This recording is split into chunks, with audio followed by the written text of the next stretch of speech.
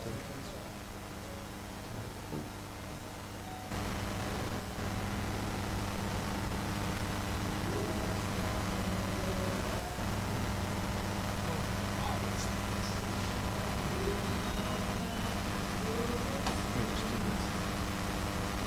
know what it is?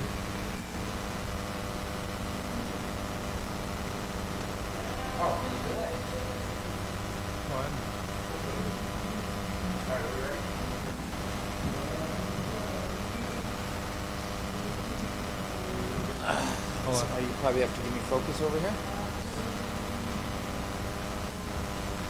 Alrighty, are we ready? I wonder, you must be playing in the background. I'm thinking we're playing in the background. Good evening and welcome to Udicci.TV. We want to thank you for tuning in tonight. Obviously we're starting a little bit earlier and we're really not telling anybody about that, just simply because we're starting to play a little bit more. Some exciting things going on, and we're really going to be talking about that tonight. Tonight will be a bit of a different change of format for us. As we've been talking about, we're going to be going to our reality business, if you will, where people can actually see what's going on in our business, and you'll start to understand that a little bit better tonight as we get into the show. But as with every week, I kind of start off with my monologue, and tonight's show is called Clarity. And I want to talk a little bit about clarity, and I can't exactly say that what's going to be said tonight is actually going to be clear, but you'll kind of get where we're going with this, hopefully. One of the sayings that we have internally is vision excites and clarity comforts. And really the only difference between the two is the number of defined points. So what we've done is over the past 4 years, we've been working on this business that we call Udicci. This social experiment is probably more likely what it would be referred to as. And we've been working for a number of years, and we really understand where it's going, and we really see how it is we're going to get there, and we've explored the markets, and we understand the potential, and it's all there. But every now and then, you just can't necessarily see what's right in front of you. I mean, we can tell you how we're going to get to our big, huge goal, and we can tell you about the market size, and we can show you the solutions, but sometimes, though that may be next year or 2 years or even 5 years down the road, it's what are we going to do tomorrow that's sometimes difficult. And it's interesting because I started to ask myself, what happens when you can't see those points? Because if vision excites and clarity comforts, but suddenly the very points in front of you aren't even clear, what happens then? And I realized that what we're feeling right now and what we're experiencing is a burden. And that's, we get what it is we've been working on, and we see this vision, and we're trying to figure out the right next best steps to take, and sometimes they're just not that clear, and yet we know that we have to carry it forward, and we know that we're limited in our capacity, and what do? We just keep pushing forward. We just keep pushing forward. And as I thought about this tonight, I thought about Indiana Jones and the Temple of the Rising Sun. I think that's what the name of it was. If you recall the invisible bridge scene. And actually I looked it up online today, and it was known as the Path of God, and I thought that was very interesting. Because in the, if you recall this scene, Indiana Jones had been going through the temple, and he got to this one spot where he couldn't see, literally couldn't see the pathway forward. It was like this invisible bridge over this huge canyon. And Indiana Jones is standing there, and you see him, and he's looking, and apparently this was a bridge that had been painted to look as if it was the bottom, but it was just an invisible bridge. And he says, well, this is a leap of faith at this point. And he says, and he stands there, and you see Indiana Jones kind of take a breath for a minute, and he's trying to figure out, now what? What do I do here? And he says, it's a leap of faith. And in the scene, we see Indiana Jones kind of search within himself. And he actually closes his eyes, and you can check this out online. He closes his eyes, and he breathes, because he knows that he's got to take that next step. And he can't see what that next step is going to be. And it is truly that leap of faith. And sometimes, when the path is not clear, our only choice is to take a step on faith. Now, faith is described often as confidence in what is hoped for and what will actually happen. It's about the assurance of the things we cannot see. That is what faith is. It is a hope. that we believe so much to be true that we can be confident in it. And I'd like to say that that gives us comfort, but honestly, faith doesn't always give us comfort. Sometimes it challenges us. Sometimes it asks us to step beyond where it is that we are comfortable, and it asks us to sit there and say, take the step that you're unsure of and see what that can be. And yet I ask myself, how is it we can be confident about that which we're unsure of? And yeah, we have to have hope. And in fact, our entire business, credito spes, means committed to hope. So I guess when I was thinking through this, I'm like, you know what? On occasion, we're going to have to take those leaps of faith, and we're going to have to take those steps that we're unsure of. And if we must, and if we have to do that, we have to believe that what we're about to do is good, and we're going to persevere for the good. For even that those choices that don't end as we would hope that they would end, we will continue to move forward knowing that they are good. And if not faith, then there comes a time in our lives that we must learn to trust, and we must learn to trust in others. And that's kind of the point that we're at right now. Whereas our leap of faith is not going to be an invisible bridge. It's just a matter of what comes next. Because I know that we're overburdened in what we're doing, and we need to be able to see and push through all of this. So tonight we're actually going to be talking about beginning to trust others beyond our own reach with what it is that we've been working on, and trusting them that they're going to be okay with our imperfections and our idiosyncrasies, and they're not going to judge us for what we couldn't do, but they're going to help find the good in what has been done and help move that to be exactly what it can become. And that's kind of what our leap of faith is. It's going to be for us to realize our greatest potential, and realize that our greatest potential is never met when we only rely upon ourselves. That our greatest potential is in fact met when it is that we're able to trust in others, and we allow them to feed into our lives, and we can feed into their lives, and together we can realize that great potential that we are seeing. So certainly vision does excite. And that is what we're going to be talking a little bit about tonight, is the vision of Udicci and where it is we want to go. Now, I must admit, we've been working on this thing for 4 years. We understand it better than anybody else. I will tell you, people are starting to get it. But there's so much to what we're doing. There's so many moving parts that, with all sincerity, I must admit that this is a burden and is getting too heavy to carry alone. Now, Udicci's story is one of hope, and indeed we do believe that together we can make a difference not only in our own lives, because that's not what this is about, but we believe we can make a difference in our world. And I know that it sounds sometimes over the top, and I got to tell you, when I say it, it almost sounds arrogant. But we actually believe it, because I believe that within each of us is the power to be great, not alone. We can never do anything great alone. And I dare say that nothing wonderful was ever accomplished by one person, but instead by a group of people, or somebody who influenced a group to move into a direction and begin carrying a message of hope to the world. And that is what we're going to do. So tonight we're going to be asking for your help. Now, you may not get it quite right away, but we are going to be asking for your hope. Now, the plan forward for us is clear.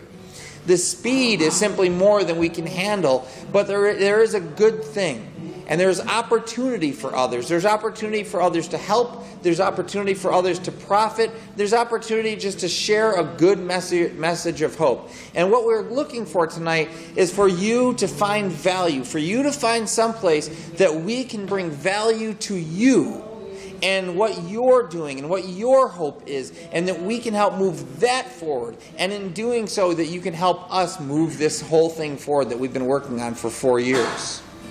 So tonight I'm letting go. And I think that that's going to help with clarity. Because lately in my mind there's been so many things going on that I just haven't been able to figure out the next step forward, or what the next best thing is. So tonight I'm honestly letting go.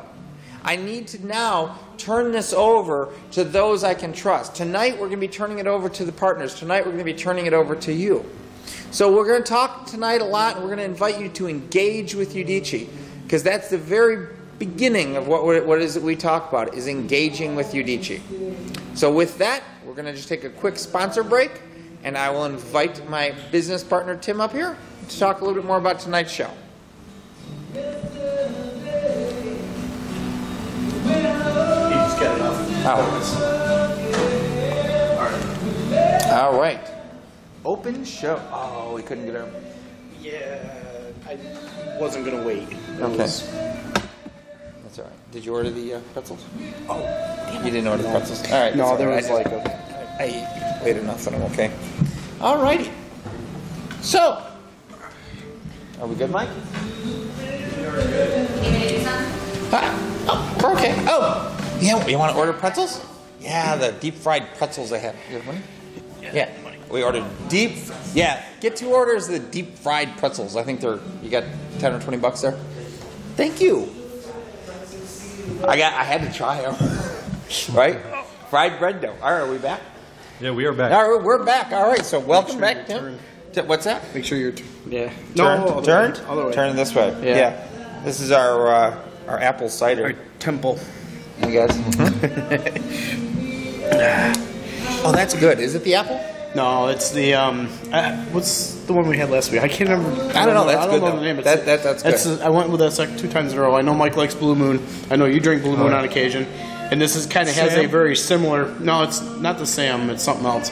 But Or shark. Oh, by the way, we're out at Blue Bar and Grill. You should come out and join us. We got music upstairs, barbecue going, and apple beer. I don't know. Yeah, I really like the apple stuff. It's fruity beer. fruity beer So, anyways, for a bunch of fruits. Because of the amount of work we've been doing, Tim comes tonight completely unprepared for the show. So what do you think about what I said? Well, you know, the first thing I thought of was actually this whole business began on a leap of faith. If you think about everything that we've been through in the past and all of the pieces that led us up to the point where we were able to start working together, that was definitely a significant leap of faith for both of us to get back in business together and start moving forward again. So I think that was a good point. You know, there's definitely something to be said for that. So That is a good point, actually. It's I stepped off the edge again. I don't Stepped know off the edge, like, please, not again. All right, I'm going to go off the edge. Yeah. That's very cool. Sorry. And Mike, you're over there. You got your camera I already on? went on and Oh, came you already off. went off? You got to say hi. How do we know? Okay, that's I all did right. say We're hi. good there. I have. I was trying to use my computer Okay. to switch, and I had to run over to here because while you were uploading the show, we're missing one computer. We rely on 3 computers to do the show currently and an iPad. So And we're going to be, we need to get the other one ordered. yeah, We need to just get the other one ordered so we can have that here. So what did you think of the opening? What do you think? Did you listen? it's hard to I can imagine. listen totally, but No, I get that. Very rarely do you listen. But yeah. no, not usually. It is a leap of faith, like you said. I think There's a lot going on in what we're doing, and you have to have faith in your brothers in this case, brothers and sisters, that they're going to be with you all the time. So I think that's the big thing right now. I think right now it's just really a matter of trust because we've got to work on that trust factor. You know, and the trust factor is, I think, like anything in life, you don't get something until you give it. Right. It's so counterintuitive, if you will, in many ways. But we've talked about this, like respect. You give it, you have to get it first, or give it. And it's like you don't really get anything in life until you give it. And I think that like now it's going to be up for us to start trusting other people beyond our reach, if you will, and see what happens there. So, all right, tonight's going to be an interesting show, by the way. So, because of some other events that are here in town, we did have a couple last-minute changes to tonight's show, and Tag and Julio are going to be on as usual, and they've got their own. They've got their show tonight, but they also couldn't get a guest. But next week, no promises yet, but I guess Willie's going to be back. Oh, cool. Willie Monroe. Very so cool. that'll be Good. kind of cool. He'll be fun to. Did you watch Willie? Willie Monroe, The boxer? the boxer. He won the championship on ESPN. Yeah, that was good. And he's a nice guy. Yeah. Real good guy. Real good guy. A lot of good compliments on him on the last show. So, so tonight's going to be a little bit different show. Tonight we actually had to take a step back because here's what's happening. We're literally getting beyond our own capacity. And the good thing and is that we've been working for 4 years to kind of prepare for this moment, but I don't think we were necessarily prepared how quickly it was going to start moving. As much as we always said we wanted it to move quick. Yeah, it was actually kind of interesting because there's a whole bell curve that Mike was supposed to have prepared for tonight. Looks like a bell. Yeah, what is it? Not a bell curve. It's a parabolic curve, I think. Parabolic bell curve. But it's a bell curve. It's a bell curve. Okay. And it really talks about like your early adopters and then your innovators, and it's a tendency path, if you will, that whenever you have something new into a marketplace, and it's growth rates, and you can start seeing when the quick growth is going to come. And we've been talking now that we're probably 16 to 18 weeks into doing this kind of video thing, and Mike this week went back and started looking at... It was February 20th. Right. So we actually are only 14 weeks. This is the 15th show. Yeah, this is the 5th. So we actually thought that we had like 3 to 4 weeks into what we're doing. So it was a little bit more exciting to find out that basically the next 4 weeks we're going to have to triple our capacity. And then with everything as it's lining up, it would be likely that we're going to have to probably double it again 8 weeks later. So basically between now and the end of summer, we're probably going to need to at least increase our capacity by 6 times what we're currently doing. Right. That's pretty exciting. Exciting for some people watching. Yeah. I mean, but when we think about that, it's a lot of work. It's a lot of work. It's a lot of work. It's a lot of work and a lot of work. We've already been doing a lot of work. And that's the kind of thing. Is like it's just a recognition that I can no longer carry it alone. Right. And I don't. Right. You get what I'm saying. I don't mean that I'm carrying it alone. Right. But it's You're just carrying like, it alone. I know. Yeah. Right. Every day. It's what you wake up every day. You're like, I walk alone. Yeah, it's like one more day through this. So tonight we're actually inviting Tess up to join us. Now, Tess has been with us a bit, and she's going to be regularly a regular on our shows as we expand this because she's just a wonderful woman. But tonight we've asked her to come, and what we're going to do is we're going to actually go through a little bit about Udicci and a little bit about our Take One program. Take One is our first entry into market. And we have about 4 primary markets that we're serving. 3 primary markets and one, the least priority market is what we call the government and the enterprise. And yes, we've already got an entry into that, but that's a little bit slower in what we're doing.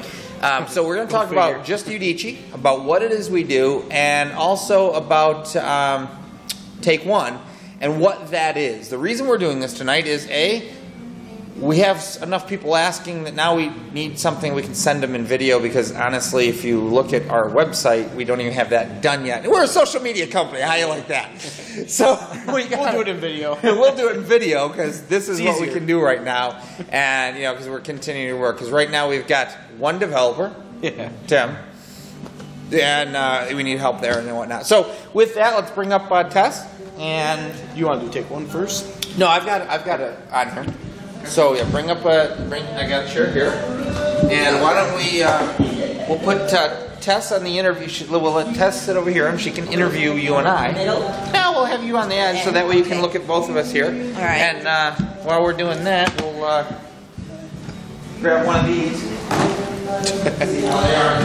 I'll move back a little bit so that way I'm not crowding you. Oh, that's okay. I don't want you to go sailing over there. There we go. Because I will laugh. That's okay. I don't want you to fall. I would actually be disappointed if I didn't cause some sort of laughter. And then the legs going up in the air. Deep fried pretzels. Oh my. Yeah, you're on there. Deep fried pretzels.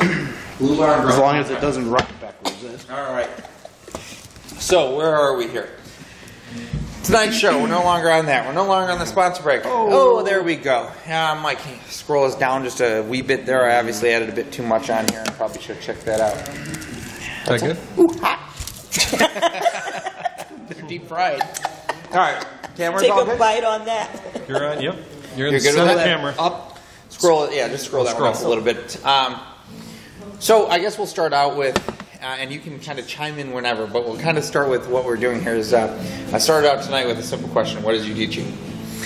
And I talk about our our company motto is Credito Spes, and Credito Spes is my best guesstimate of translating Latin after doing some research. That means committed You're to a hope. Latin translator? Yes, I'm a Latin translator. Thank you, Google. Well, it was just this week someone asked me as I handed out yet another card, well, what does the Latin phrase mean? I said, well, they told me, but I can't exactly remember, but I know it was something good. So it might even be helpful to have in very small parentheses what it means. Reason we don't do that. It's because you Googled it and you're not showing me. No, well, that's true. We're a marketing company. What's the one thing you always want people to do? Contact you to figure out what it means so that you're making that one-on-one contact. Ask questions. You want them to ask questions. Yeah, and I will tell you, I thought of Udicci, and this is kind of, I think, how a lot of people feel. Remember the Jessica Simpson commercial years ago when we were first coming out with 1086 TVs? And she said, I don't know what it is, but I want it. So that's sort of what Udicci.TV is like right now. Everyone that I encounter, and myself included, in meeting you guys, we know it's something good, but we're not exactly sure what it is you do. And I think it was in one of your monologues that you talked about you guys being a software development company. So now when people say, well, what are they? I said, well, software development company. But to be honest, I don't really make the connection between the software development and Udicci.TV. Right. So it would be nice to just find out just what is. Oh, one of the questions I got this week, which would be great. What does Udicci stand for? Did you guys make that up? Where did Udicci come from? All right. That's a good story. Let's take that. Let's start there. Where did Udicci come from? We'll start with that story, which is a lot of fun, and then we'll come back to how, and we'll make sure we wrap it up before the end of the Udicci segment to get it to the Udicci.TV. But the Udicci, basically, many, many years ago, and Tim alluded to this a few minutes ago, Tim and I used to work together in another company, and that we started, and that kind of fell apart, and it didn't fall apart well. So for us, it wasn't graceful. It wasn't graceful. That's a nicer way of saying it. Yeah. Thank you for putting it that way, because I wasn't going to call him out. It wasn't graceful, but you know, like through this, and we had history well before the company. Like he was like Uncle Tim to the kids. You know, I mean, lived with us on occasions, that kind of stuff. So when it ended, it did not. It was a divorce. It was you know, a split in the family. But you know, Tim and I worked it out. And people, you know, it took us probably a good year or two to get beyond it. A couple years, yeah. Man, people were like, "What are you doing? You're stupid." And you're never going back to business with him. But there's one thing that Tim and I always knew: we worked well together, and it was. We both had, like, we could see things, we could understand where they'd go and why they'd work there, and it was really just our pride that got in the way, time and time again. So when we started this one, we're like, you know, we actually laid down a couple ground rules, and since then I've laid down a whole bunch of more ground rules. He got a little carried away on the ground rules piece, but that's just him. When you get to know him, you'll understand why. So there's a tome sitting somewhere with all the ground rules. My chain and the ball at home, you know. Kidding, of course. That was actually yeah. We'll get into some of those ground rules. Yeah. So we have a whole thing that we're talking about where we're going to have a behind the scenes aspect where we'll only share things with people who are right. So, but Udicci, Tim. And going way back to when we first started, came up with a data model that pretty much was unique in the marketplace at the time. And it's still relatively unique, though some are starting to play with it in different capacities. But he called it Universal Data Core. I mean, originally we called it Black Box, whatever else, but it was Universal Data Core. It basically was a way of relating any set of data to another set of data. Okay. Not that it really matters. But so it was UDC, right? And you know, Tim was wanting to. Tim's the technology guy, so he wanted the name like, you know, Micro Technology Incorporated, right? He wanted to write, the tech company, and I'm the marketing guy going, no, and we need like something that's cool online, like Zwaggle, you know, something like that. So I came up with Google, but I was a little too late. I was like, hey, Google. So what was happening is we're sitting here. I'm like UDC, and I'm writing it down and letting it play in my head. And one day we're watching. I was watching Inglourious Bastards by Quentin Tarantino, and Brad Pitt. If you've ever seen that movie, okay. So you remember when Brad Pitt is in Italy and he runs across the German captain, Count, whatever he is. And the German captain obviously knows that Brad Pitt's full of crap at this point when he's talking to him. And, you know, Brad Pitt's saying, he goes, what's your name? And he says, whatever, Margheriti. And the German soldier says, and he goes there, the German guy says, come again? He says, Margheriti. He says, one more time. And he says, Margheriti. And I'm sitting on my couch and I go, Udicci. And that is the name of Udicci. Well, this is the answer that I gave, and it was a guess. I said, I don't know, maybe it's Chuck's last name. Because I don't know your last name. So I said, because I have Tim's card and I have Mike's card. So I said, maybe that's his last name, because we had a couple of new members to Voters Walk. And so we were telling them about our coming down and meeting with Udicci.TV. So they said, there's Chuck's card. There is a card. But I'm glad, because as a small business owner, I know what it's like when you're trying to come up with the name of either the company or the brand. I mean, I struggled with Egghead Socks because I said, well, it should be something that describes me. And then I remember what my mother said, and she said, such a little egghead.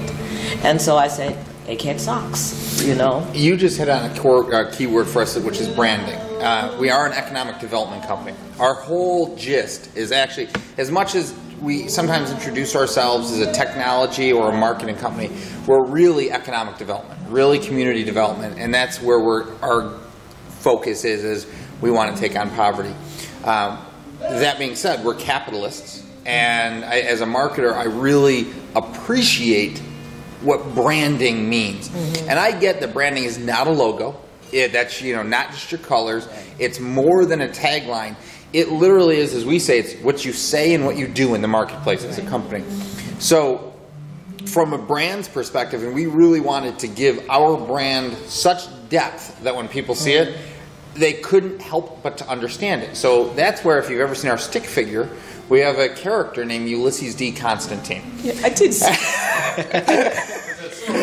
But I want to take you back for a second, because as people are out there are trying to understand what you do, you should talk a little bit about what you mean by economic development. We'll get into that here shortly.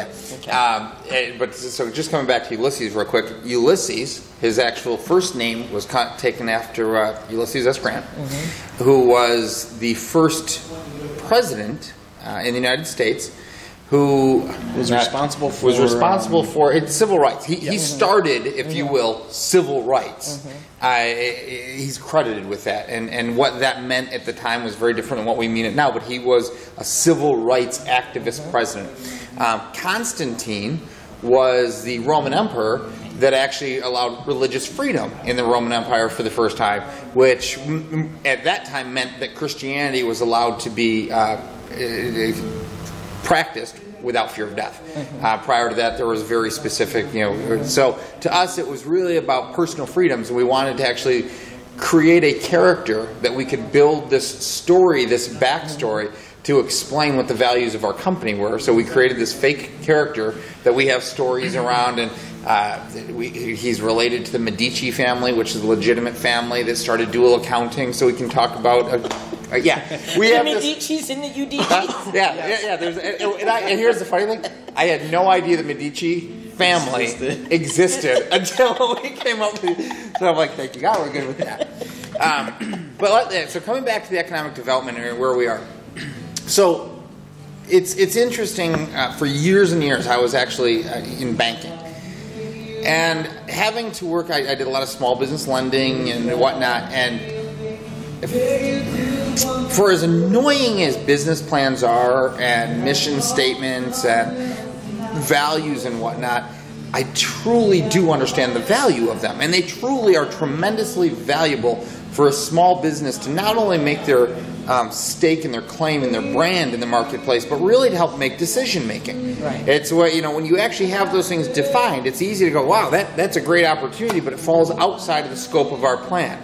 So it's just a distraction. So one of the things is our mission statement, which we began with, and our mission statement is this: it's Udicci is on a mission to demonstrate the possibility of repurposing capitalism for the benefit of humanity over profit. Okay. Okay. So basically, I think that's the hook that got me that day when I sat down in the chair so tired. I think you guys said, I think it was Mike said something like that, and I was like, yeah.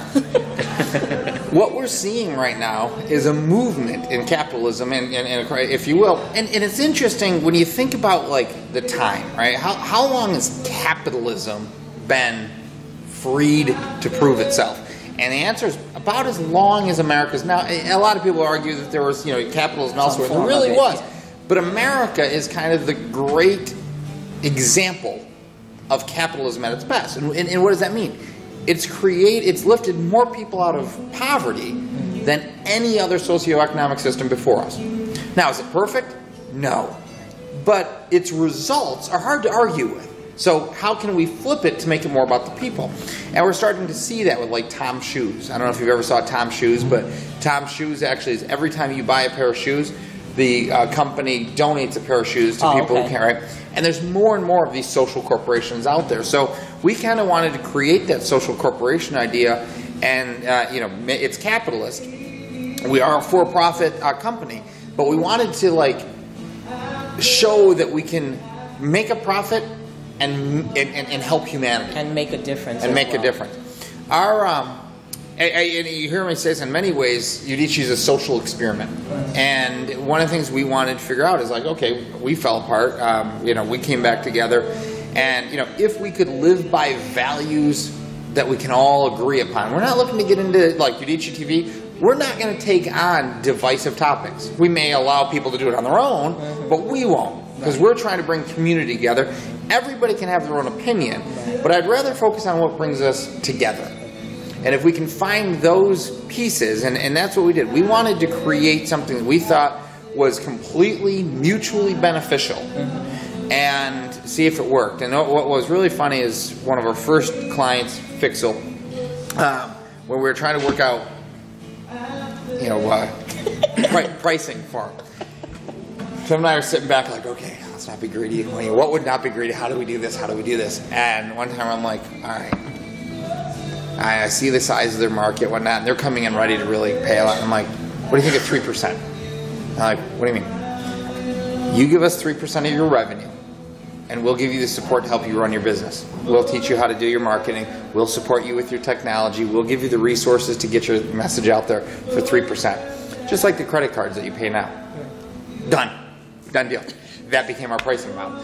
And our way of looking at it is if we can get out to the world and we can help people, just like you pay that credit card transaction, but we could give people a platform on which they could thrive and profit. Would they be willing to share 3%? Right. And for anybody who's not willing to share 3%, they kind of fall outside of our value system. Right? We're saying you keep 97% of your revenue and share 3% back. We'll talk a bit about Take One in a minute because 1% of that goes automatically to helping achieve our goal of ending child sexual slavery. Okay. So that's a big piece of that that's on there. So, what just happened here? Mike, what is Udicci? Engage, what and why? I just lost our... That's what happened last week, didn't it? What's that? Huh? What's a social solution? Engage, what and why? And one is showing. Look at that. It came back. That's all right. I don't know what's going on. Because you didn't put any perspectives in there? I thought I did. All right. Anyway. So a little bit about the technology. And I'm going to let Tim kind of share this a lot more. We say Udicci delivers social solutions. What that is it's twofold.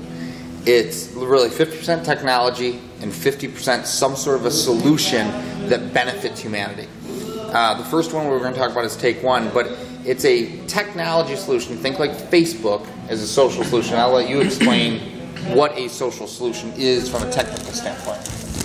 Yeah, the way we're positioning it is kind of like I hate saying this because of the implications of it, but Facebook for small business, a social solution kind of presents an opportunity for a small business to be able to push their data up to a platform that has a common infrastructure that then can be shared with other businesses. So once it's onto the platform, everybody else that's on our platform can also interact with that data and then share data back to the other businesses or individuals. And we call it data mediation. And essentially what it boils down to is you set up a profile on our site and on Udicci, on the platform, and automatically you're given a profile, you're given roles, and we set it up by data provisioning, which it kind of helps you set up the rules of who can do what with your data. Can they view it? Can they edit it? Can they delete it? Anything, or can they add to it? Anything like that. So from a social solution perspective, what we're doing is kind of anything that you might have in small business, we can sort of create on the fly, where you have like goals to, like manage all your goals. And then once you created a goal, you set your milestones, you go in, you create your plans around that goal, and then you set up the steps. And then you take it from steps, the planning phase, into implementation, where you're actually running through creating, taking those plans and putting them into action. So you're creating tasks, putting them on your calendar, stuff like that. But it goes much further than just goals and plans. It can be budgets, it can be a CRM, it can be, we've got we got one for Take One for the ability, we can kind of combine all of these different data structures into different social solutions to be able to have goals inside of Take One, or have goals inside of your business, or have personal goals, and then you can share them with other people, or be able to distribute it out how you wish. We can do pretty much anything you can think of that requires a data application that you want to store data or manipulate data. We can create that type of a solution for you on our platform. So as a novice, because you're talking about helping small businesses. Yes. And the explanation you gave was very technical. Yes. It was extremely technical. Yep. And so me, for example, with the type of business I have, even in what you said, I thought of several things. Well, if I think of the social mission of my company, the overall vision about, and it's concerning, what can I do? How can I help solve the problem of the high drowning rate among African American children? Okay. That's one of my social missions. Okay. So then how do I translate that into what you just described? Just start out with a goal. Well, what I was going to say, a few things. With every data element, if you will, there's also related social media where you can tell the story around it, right? So if one of your goals that you set is, to help reduce the number of drowning deaths for African Americans, then you're going to want to put that, statistics. Gotcha. You're going to want to give people access to all of that information, right? So as you're building your profile, think website, you sit here and go, here's my goal. Great. Now either I have to go build all of that content, but all that content already exists on the web. So you just go get it and associate it with your goal. So when people start looking at your goal, now here's all the supporting documentation behind that goal. So they can sort of go to the CDC report that has all the stats about the drowning rate and mortality rate and that sort of thing. Yes. And the wonderful thing on that is now, let's say that there's other organizations that have that goal, that same goal. You guys could share that goal, share information, but now you're doing another goal. Maybe we have nothing to do with that goal. You can share another goal with us. So now you're actually interacting with multiple people on the specific items that you're talking about. As opposed to worrying about email to 50,000 people. You have a singular system that helps you do all that. And in the system we have things like branding methodologies where you can build your brand, and as you're building your brand, here's the values. Okay, put some media to that value. So we're actually... See those light bulbs just... Okay. So that is, and that's it. Like we wanted, when I was saying about like having worked with small businesses for so long and knowing and understanding the value of a business plan, what we've done is we've tried to simplify the business plan idea into things that people can understand. Set a goal. All right, now go find social media that's about your goal. Why? Well, because most people don't set a goal or aren't passionate about, or they don't do something they're not passionate about. So looking for social media that's relevant is fun. Right. And now it's like, here it is. Let me show you. Here's the story of my business. Okay. Here's the supporting documentation available by social media. I got it. So you're actually telling people all about your character in doing that. So and how an idea can evolve, because I mean, I started out thinking or planning. I said, I need a swim cap. Yes. And then as I started to do the research to build the business plan and to figure out what materials I'm going to use and all that, I started reading the statistics, and I said, "Holy cow! Yep. Holy cow! This is a problem." And look, where did you store those statistics?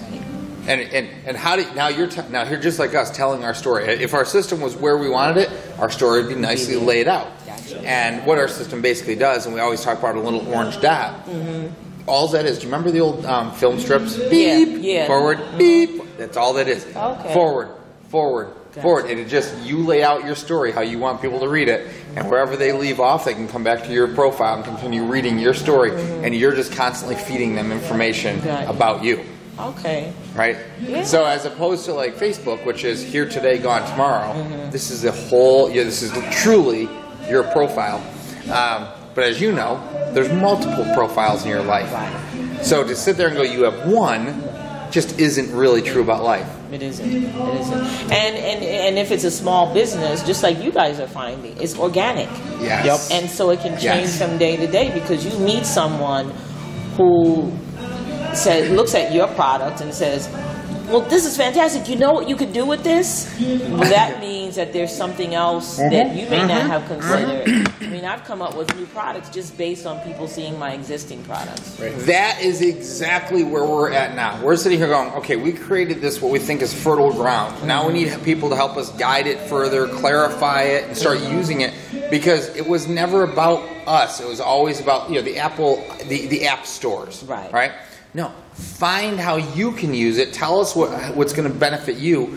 We'll create it. You use it and go off in your world. That begins economic development. If we can support people in pursuing their passion and making it profitable, now that's begins the economic development. I want to touch on something that you hear us talk about quite a bit, though. It's called, we say, engage with Udicci. Engage is simply brand engagement. As the big terminology, everybody talks about getting people to engage with your brand. One of the things that we teach is how to take people from engagement to brand advocacy. Right? You are your Udicci brand advocate. Right? Yes, I am. Right? And that's right. Good that you get that too. Right. So that is, that's one of the things that we do. Is we actually want to teach people how to develop advocates in their and give them the platform. So we talk about these things we call engagements. Engagements are just those points on your profile where people can engage with you. I want to help you achieve this goal. Can I help you achieve this plan? I'm a graphic designer and I see you have a need for graphic design. I see you need video production. I see you need how about all the restaurants out here right now and all the different bands that want to play in restaurants and they're just constantly out there Facebooking and all the back and forth and then the scheduling. What if there was just a way of saying, hey, I see that you have availability. You as an organization have put $100 for this night. I'll accept that $100 pay. Are you willing to, let me play? They listen. Yep, done, booked. Gotcha. So it's just making the whole transaction easier for everybody who wants to be in their element and what they want to grow, to engage with one another, but not always have to be engaged with the same person, because that's not how commerce is done. Well, and it's not really how life is. No, It's not really how. We could choose to do that and only engage with one or two people, but in reality, if we want to be good human beings or citizens of the world, we want to engage with as many people as possible. And it's not about whether you like someone and you don't like someone. It's about hearing the story. Yes. It's about hearing the story. Life. Exactly. That's life. It's about hearing this. It's about listening. Yeah. It's about listening. It's not always about telling. It's about listening. Thing. Gotta get my kids. No. that doesn't. I'm older than you are. It doesn't work. It doesn't work. All right. No. So coming back to you were talking about like economic development and community building. That's really what we're all about. Okay. As I said, we actually have a goal to raise, it's on our cards, it's not a secret, to raise $2 billion to help end child sexual slavery. The reason for that is twofold. We see that child sexual slavery is really driven by two things, evil and poverty. Right? I mean, you've got depraved people who have to be dealt with. I'd like to say that I could be involved in that one, but I also know myself enough to say, no, I couldn't handle myself to run across a person, to use that term loosely, who would do those kind of things to a child. So instead, we can attack poverty, because we know that there are countries around the world where children are literally sold to pay for dinner for 2 or 3 other children that the family may have. And poverty is in itself a great evil, and it's really a great lie, because it's a mentality. It's as much as it's a fiscal issue, a financial problem, it's also a mentality that keeps a lot of people down. In America, there's really, I'll say, very little reason that somebody can't succeed. In other countries, maybe not the case. All right. So economic development for us means bringing opportunity and teaching people how to use that opportunity.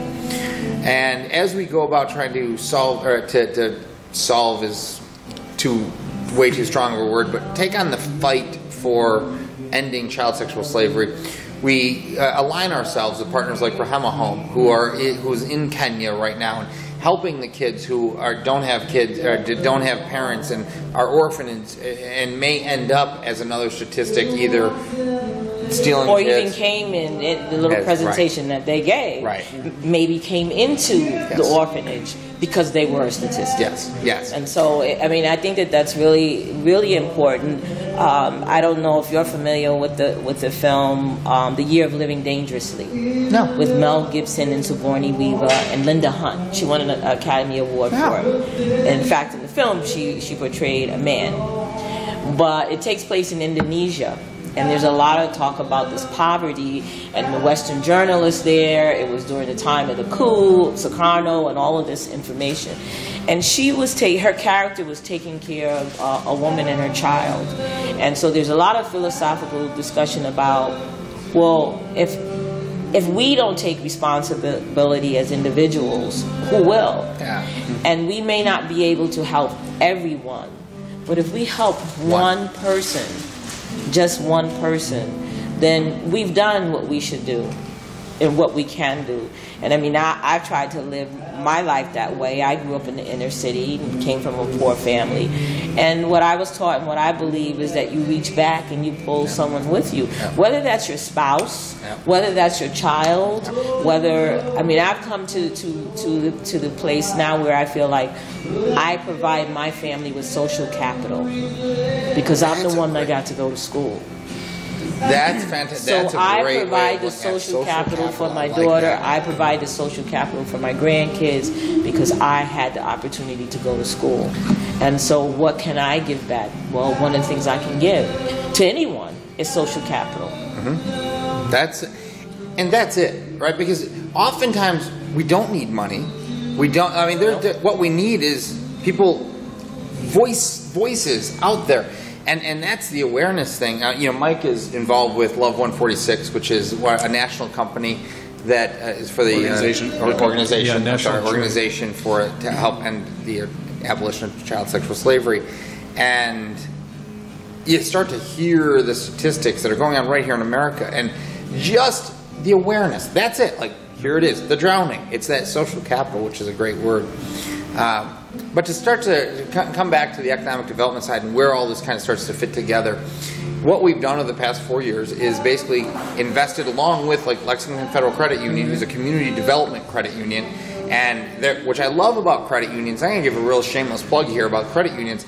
They're non-profit financial organizations. Right. They're great. And I got to tell you, like, when that clicked to me, because I worked in banks for so long, when I started thinking non-profit financial institution whose purpose it is to serve people, I'm like, okay, now I'm going to just go there. And that was my kind of aha moment. That was, if you will, my social capital, where like I can take all of this banking and finance experience and marketing and sales and bring it to something that really makes a difference in our community. And needs it. And most people don't even know that it's a resource. They think of them as banks. Right. But they're not banks. They're not banks at all. And they can really do a lot more than a bank. So our economic development is literally making investments into the community with the hopes that those investments have a greater return than the individual dollar that went in. So for every dollar, you want to make at least $1.01. Right? So as long as we invest $1 million, well, now we've got $1 million. That's the idea. And really getting into economy and whatnot and taxation. There's, taxes as a good example are collected 13 times over on every dollar, which is interesting. Every dollar circulated in an economy actually reaches like 13, 15 people, and that's the whole idea. So when it is a dollar that is invested and it returns another dollar, you've just made a big difference. But it's not about the money. It's about the people who are transacting the money. And one of the things that we want to teach is that money is a tool. Right? Too often people look at money as this thing that controls them, and we're saying it's no different than a shovel. Right. Now, I know I've dug a pretty deep pit for myself with that shovel. Lord means I need a shovel. Right, but nonetheless, we can use that same shovel, right? We can use that shovel to fill the hole back in and continue putting more on it. So, as an economic development, our goal is to help people achieve kind of their goal in life. Either get them to work.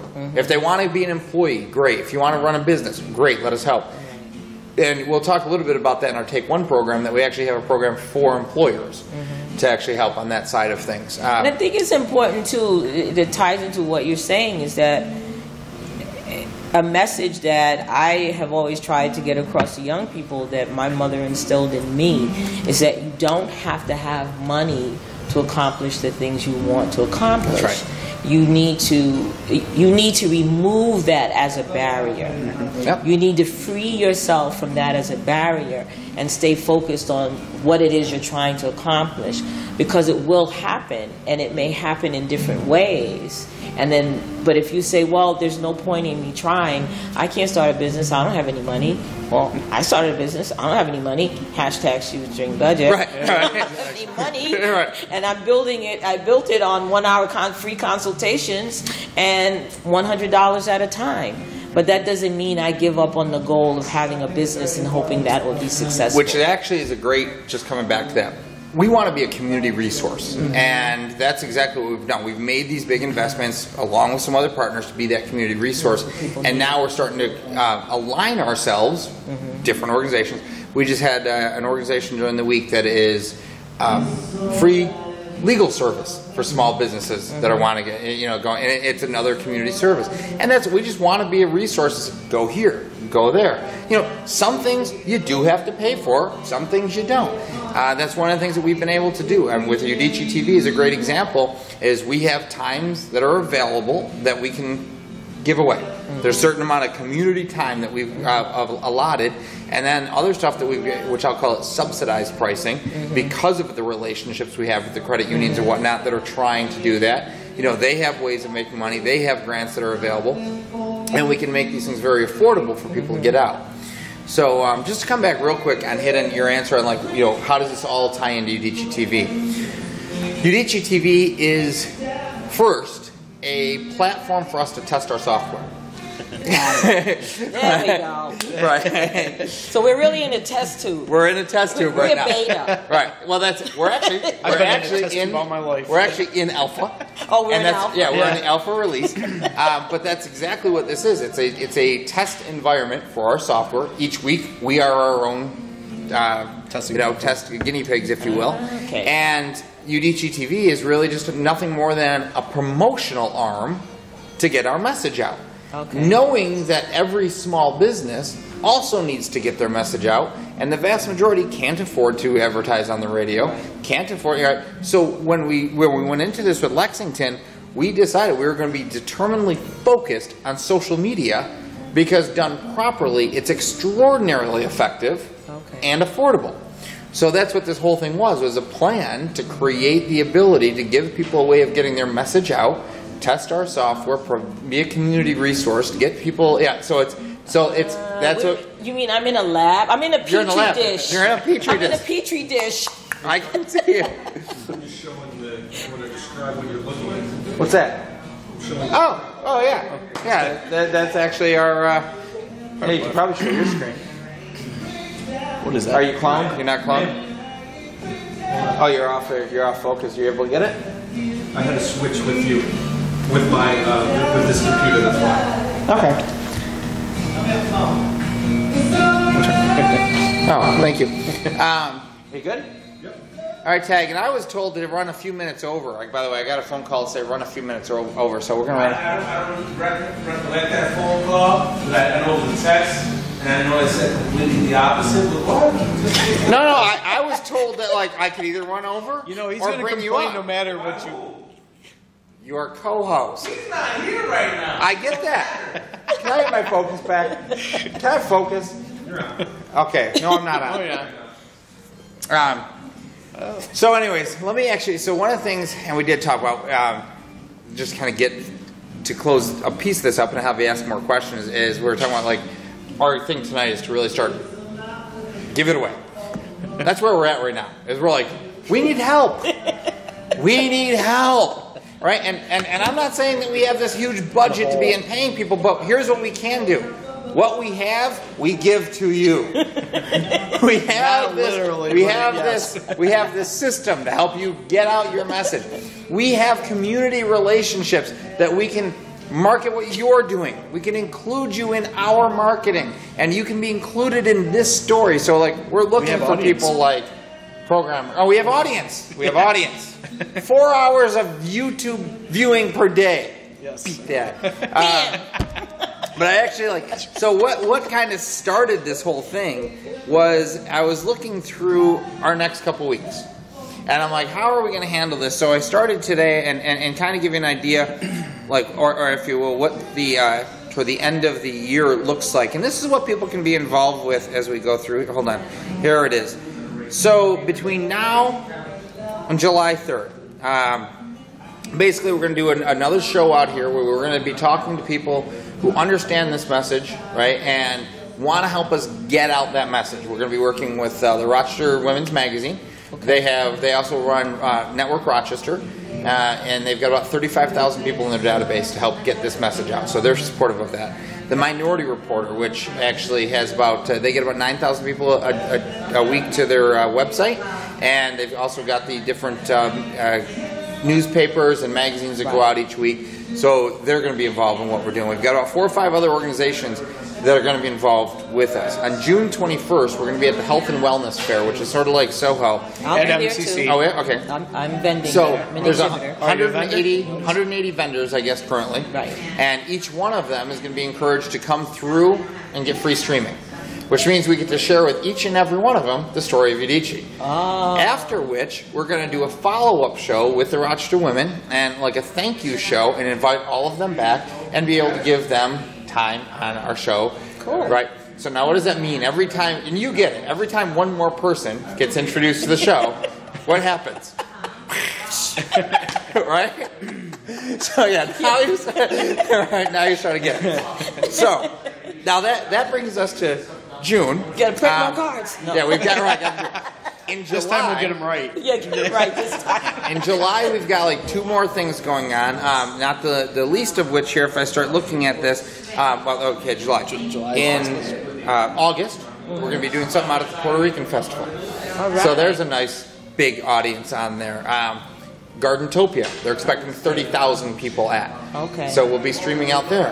That's going to be in September. Okay. So the next few months are going to be like Very busy. big explosive time, but you get it. Everybody who's associated with this, Right. it's that whole rising tide lifts all ships. So what we're looking for is anybody who's programmer, UI, streaming technicians, car repair, I don't at this point. You can build something. You can smile on camera. Smile on camera. I don't. If you smile behind camera. If you've got a skill and you think, hey, I can help these guys by that, and here's the skill you have to have: your voice. And honestly, we mean it. If you've got a And Facebook values. page, Values. values, yeah, Please have values. Please have values. Don't come at us with no values. Yeah, if you've got some moral a Facebook, character. Twitter, Instagram, and you believe in a message of hope, we'd kind of like your help on this. And what I'll just kind of finish on, because we are well over time, and I'll answer a couple of your questions, is Take One. Take One is our first entry into market. And Take One is let me just get over here and we'll kind of go through this. Take One is our first social solution. So we talked about the social solutions earlier. Right. Take One is a social solution that promises to make a difference in life. And what it really is teaching people to set goals. And we give them the social media to teach about setting goals. Making plans for your life. Showing about the power of habits in your life and looking at neuroplasticity in your mind. We give them a social media to teach them about that. And then a solution online to start tracking your habits and why do you do certain things and just understanding yourself, because the results that you have in your life are because of the habits that you have in your life. Or don't have. What's that? Right. Or don't have. Exactly. Or don't have. It can be good or bad. Which speaks to the next piece, is an accountability piece. Right. Now, most people hate that accountability piece, but I got to tell you, when you really allow yourself to be accountable, that's when you see the changes in life.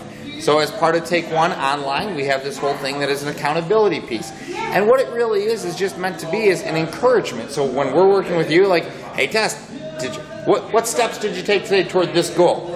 And it's up to you to say, none, right? And we get it. There's going to be some people who just stop responding. Yeah. They're not the ones we're looking for. Right. We're looking for the ones like, I know. Don't give up on me is what I just told somebody the other day. Don't give up on me. I promise I will work on this. Because there's a reason we've been doing this for 4 years. Yes. Because we keep making the same mistakes. Like this isn't hard. We could have done this in 3 weeks. But so Take One is a personal growth program that we do with the nonprofit credit unions. And what we actually do is we align with credit unions, knowing that the vast majority of people want to get out of debt. So what we ask them to do is we say, all right, take 1%, take one. And the whole idea of that is neuroplasticity, and it's to take one. Take one moment, take 1 second, take 1 minute before you do a thing, and ask yourself, is this action or this word that I'm about to speak going to help me accomplish my goal? We know that one of the goals most people have is to get out of debt. So by encouraging people to go to nonprofit credit unions, we have we don't go over here, nonprofit, let them reduce the cost of your debt. If they can't reduce your debt, then don't do anything. It's just that. Just go over here, see if they can help. If a credit union can help you get out of debt, that credit union is strengthened.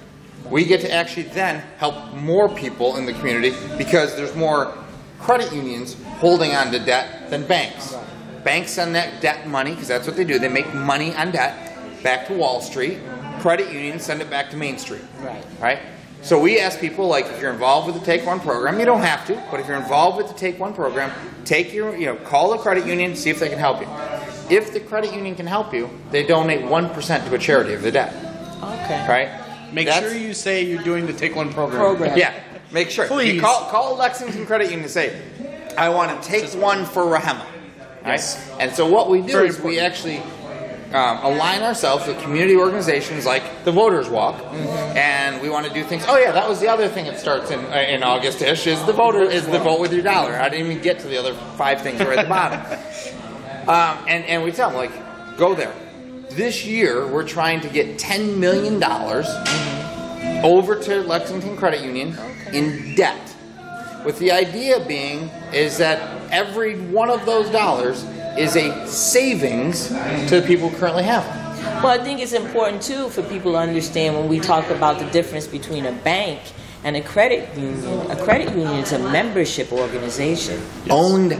It's a membership organization, so people have ownership in it. Yes. So I think it's very important when you talk about, don't just call it a nonprofit, but actually talk about it as a membership organization. Don't lose that thought. We'll come back to that as we close this up a second. Very important. So what we do is we actually work with all the different community organizations, help get this message out, ask people to take one to get out of debt, take one to figure out what it is that you want to accomplish in life, and we all work together. We work with employers. I mentioned that earlier. This is an interesting statistic. Financial stress is the leading cause of health problems in America. Is the stress, the leading stress, if you will, of that. And the average employer spends between $2,000 and $7,000 per year per employee because of financial stress. And over 90% of employees that engage in a financial literacy program or a financial improvement program make a positive change in their life, which ends up costing the employer less money, right? Which means what? More money for raises, less health problems, productivity goes up, everybody wins. So what we do is we bring Take One into employers, right? We do the same thing with charities. All of this is a self-perpetuating idea that it actually raises money. And for Rahema, if we can get that $10 million, that actually is going to buy a $100,000 brick-making machine down in Kenya. So the kids who are in the orphanage are going to be taught how to run a business, make bricks, build buildings, and actually start having income down there. So everything about this is this self-perpetuating piece. Now we are running over tonight, but what I want to do is finish with what you just said. And we don't. And I'll say it this way: we don't have all this piece legally worked out yet. We've got to get a lot more money to get to the right attorneys to do this. What we want to do with Udicci is turn it over to be member-owned. We want it to be a mutual company. We want people who come in and through our system, who are part of the trade and who earn money through it, to be members just like you would a credit union and owned. They elect the board of directors. The board of directors, the CEO, and our goal is to keep our company, hopefully, under 15 people. And everything else is all under 15 employees. We want to put everything else back to vendors, because that way it's small. We're actually promoting small business growth as opposed to being a big business. We want to just keep taking those profits and pushing them back down. And then, of course, 1% of everything that comes in gets put right back toward the child sexual slavery. And we want to actually begin acting like a credit union in the way that we can actually lend to small businesses where financial institutions can't because of restrictions. Okay. So that's the big, huge 5-year, 10-year picture. That's the vision. That's the vision piece of it, right? That's the vision, not the mission, but the vision. And that's that whole social experiment piece. Well, I think it's really good that you explained all of that tonight, because people don't know. They really don't know. They see your card, they like it, and they like what's going on. But I think the information you provided tonight at least gives people. I mean, and it's worth, if you can, getting that into some edited down somehow. That's the purpose of tonight. And then broadcasting that. You know, set up a separate little channel or whatever you call it, and broadcast. Who is Udicci.TV? You know, I think that would be really we really didn't get into Udicci.TV much. Well, here's the fun thing about this. Now, I have some real fun with this, and this is just off the cuff records. The Take One program, $2 billion. Credit unions right now, the credit unions we're targeting, which is not even, we're targeting 50 million and under, which are known as small business credit unions. They average, I can't remember their last number, $800 billion in lending each year. So they account for less than 6% of the market? 6% of the entire market in the country. Right, so you have nothing but upward potential, and we've basically figured out that if we can capture 5% of the market over 10 years, we raise $2 billion. Okay. That's the smallest market we're going into. Okay. The largest one is called the Internet of Things. According to Cisco, it is a $15 trillion market in the next 10 years. And currently, we're actually already playing in that market. We've already presented to the Department of Homeland Security, already presented to FEMA the technology side of what we're doing. That's the other side, how we try. Government organizations. So does that mean we're going to lose you? No. You're just going to get swallowed up by the government? No, because Mike's going to be sitting over there and says, oh, they went to FEMA. What you'll like about this, our entire system was designed that your data is housed by you. Is that you don't actually share your data with anybody who you want to. So there's no central data. There's decentralized data. Okay. So the person's back in control, because our thing is to empower the person. Right. And if it's a membership organization, that's how it should be. That's how it should be. But FEMA, their thing is like, they come into a town. Think about FEMA, and this was interesting. Like, it was one of those light bulb moments. FEMA never has an idea where a catastrophe is going to hit. So it's not like they can prepare for, we need tree cutters, we need this. They have to come into a town and begin looking for vendors. Right. So they wanted a system where they could just come in, plug in, and whoever plugged in prior to it, they could just start working with them. Oh, okay. So that's kind of where that kind of That began. was a lot of fun talking to FEMA and DHS and some of the other ones that were out there too. There was a lot of interest in what we're doing and the direction we're taking it. So, well, be careful. That's that's one of the reasons we wanted to go slow, member-owned. Yeah. Right? We actually do want, in our way of thinking, like we said, this is something of a social experiment. And if America delivered capitalism, right, and as a republic we advocate on democracy, right, why not make capitalism a member-voted situation who gets to control its direction? right. So, if there's enough good, is there enough people who can jump on board? Let's see. Well, I think that especially if businesses and the small businesses you're working with have social missions, That's it is a great platform to actually say that, to be able to broadcast that. Because right now I have that social mission and it's on my website. But what does that mean in real time? Yep. Mm-hmm. Am I sitting in front of a camera saying, we have to do something about this, what can we do? And someone else may hear that might not necessarily, because I've gotten comments back from people who bought caps from me who have said, I read your statistics, I didn't know that was as big a problem as it is.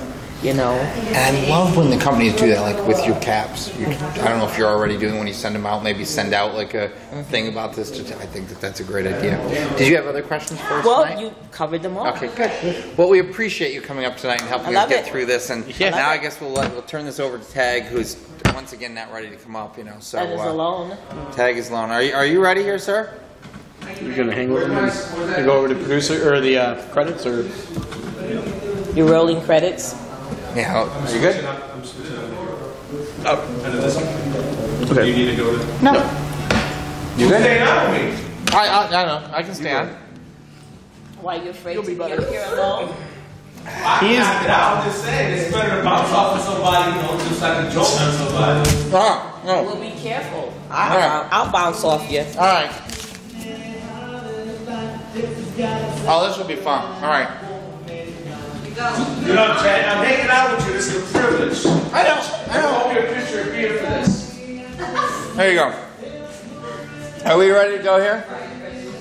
Hold on. I gotta keep the routine. I gotta sit there. Okay. All right. Julio always kicks me out if I sit there. We gotta make sure that we're. I don't know. We're getting bugged by. What the hell are you eating? Fried pretzel. Try one. No. Try one. No, not at all. Eat one. No. Okay, don't. Stop. I won't. I don't want to eat that crap. All right. Bad for you. Of course it is. Absolutely. What the hell am I saying? Right? I'll drink my beer too fast. My mouth will be full of all that bread. All right. I don't need actual information. Just you. All right. Want the other basket? Are you focused? What's that? No, we're good. Okay. Are you finished? I'm not finished yet. Hold on. You let me know.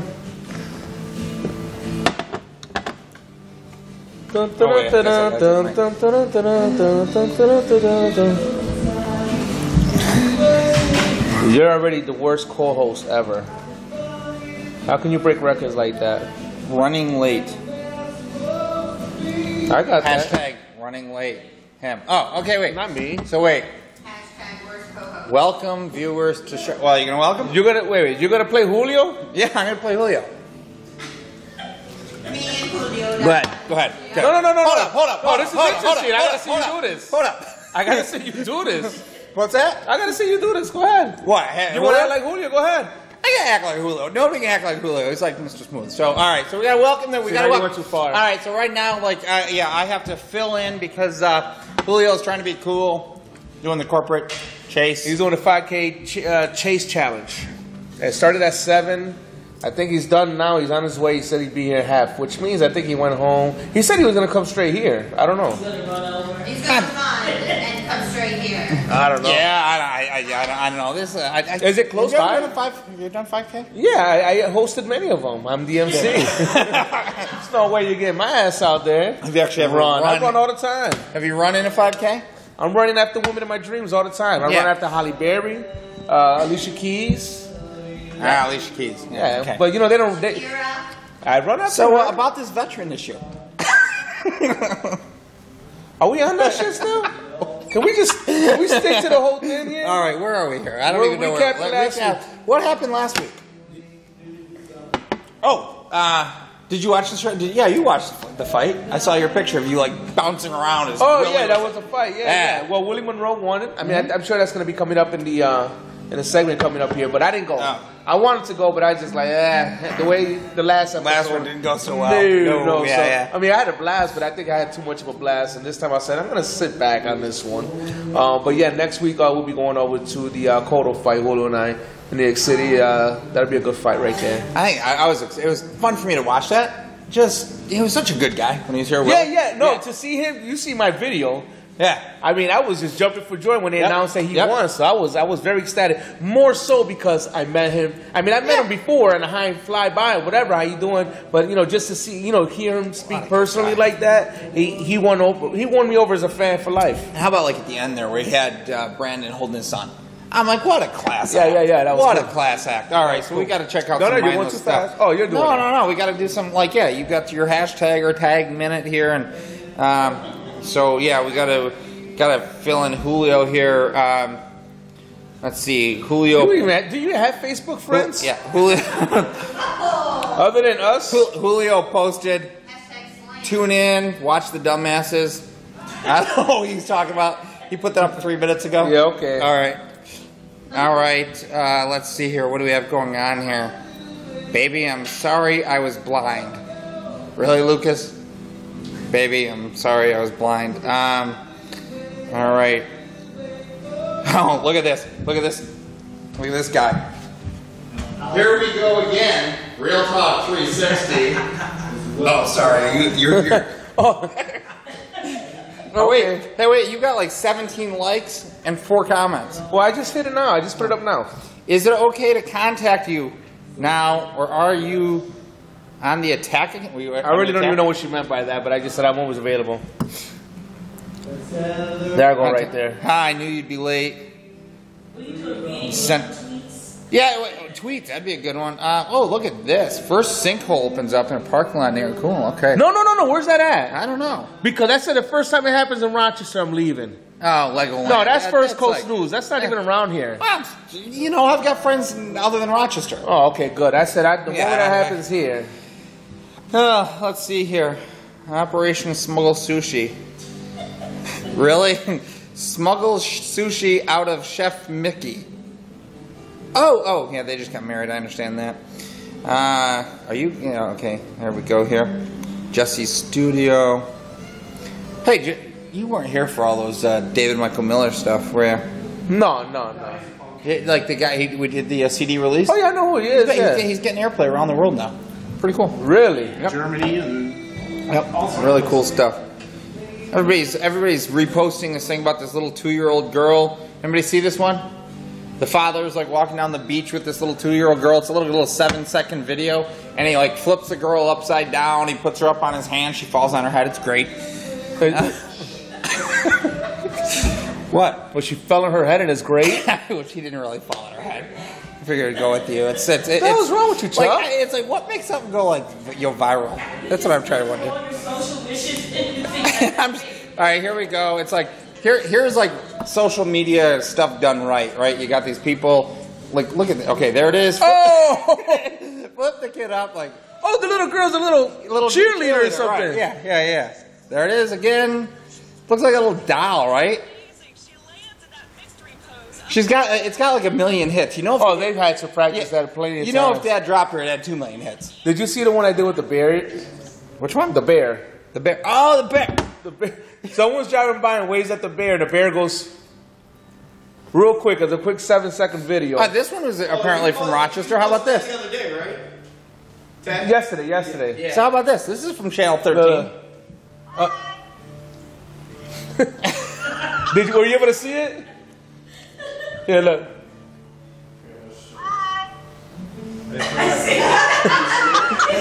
That was the coolest thing ever. So how about this one? Look at this. This is from Channel 13. The yearbook. Yeah, I watched that they're actually, what is that, a Catholic school or something? I don't know. That I didn't they're read it, but- photoshopping the students if they're showing too much or something. What do you think about that? I think they should get all the pictures done for free now. Yeah, but I'm thinking like if the school has a rule. Well, they should have enforced it and let them know ahead of time. Right? And if they did and they still went ahead and did it, and they deserve to be photoshopped. Exactly. Now, I don't know if they should have put that big nose on her there, but... Well, they put a big nose on her. I did. Oh, Chuck, you're making up for it. You're making up for it. I'm trying. Hashtag Chuck is doing his thing right here. All right. I don't know how much else going on there. The what? There was a high school student. Did you guys see it in the yearbook? She made up a quote using the periodic table, and if you just took the letters, the first letters, it said back that ass up. Yeah, I did see that one. I gotta see that. Yeah, it's like borium, da. Yeah. You gotta tag me on that. I'll have to find it. And she was an honor student. I mean, she said if you can get it. You know, I had that thing memorized, not all the numbers and everything, but I had all the the letters and what they were. Because in 6th grade, I went to Catholic school, St. Cecilia's, for 2 years, and I was like in the first row as you come in the door, and that was the teacher's desk, and right behind it was this huge periodic table poster, huge, Rochester, huge, and I mean for a whole 8, 9, 10 months, I'm looking at this freaking thing. Eventually, I'm going to memorize it. So that sure enough, I did. And when it came to the test, the little Puerto Rican kid passed it all, I know that's because I went to Hurley. And that was way out there. That's in Brighton. When we took the test, we just pulled out our smartphones. Wait a minute. How old are you? I'm 44. They didn't have smartphones back then. Ah, good. All right. Hey, by the way, did you see this today? Because I actually... What are you talking about? I actually called you out in this post, but you didn't pay any attention to it. So we were playing with our green screen today. What the hell are you talking about? He said smartphones back in the 50s or something. In Brighton. I mean, if they were going to be... You were in the Air Force working the internet before it was ever the internet? Yeah, you didn't know that? Yeah, okay. No, seriously. You guys were Army brats. Air Force. Show me whatever. Oh, Show me so what the hell so this is like, I was like, you're hey, making no damn sense. While getting ready for today, we decided to take time to play with our green screen. It's not up right now. But I was in here, I'm like, so we were playing with this, and I'm like, wait till we get it right, because what we did is we actually took a picture of the background, right? And then we set this thing up, and then we just layered that picture on top of the green screen so it looked like it was still the background. So I told him, I'm like, as soon as we get this right, I'm going to put shit up behind you. You'll have no idea what's going on. I'm not doing the show unless I get to see it happening right there.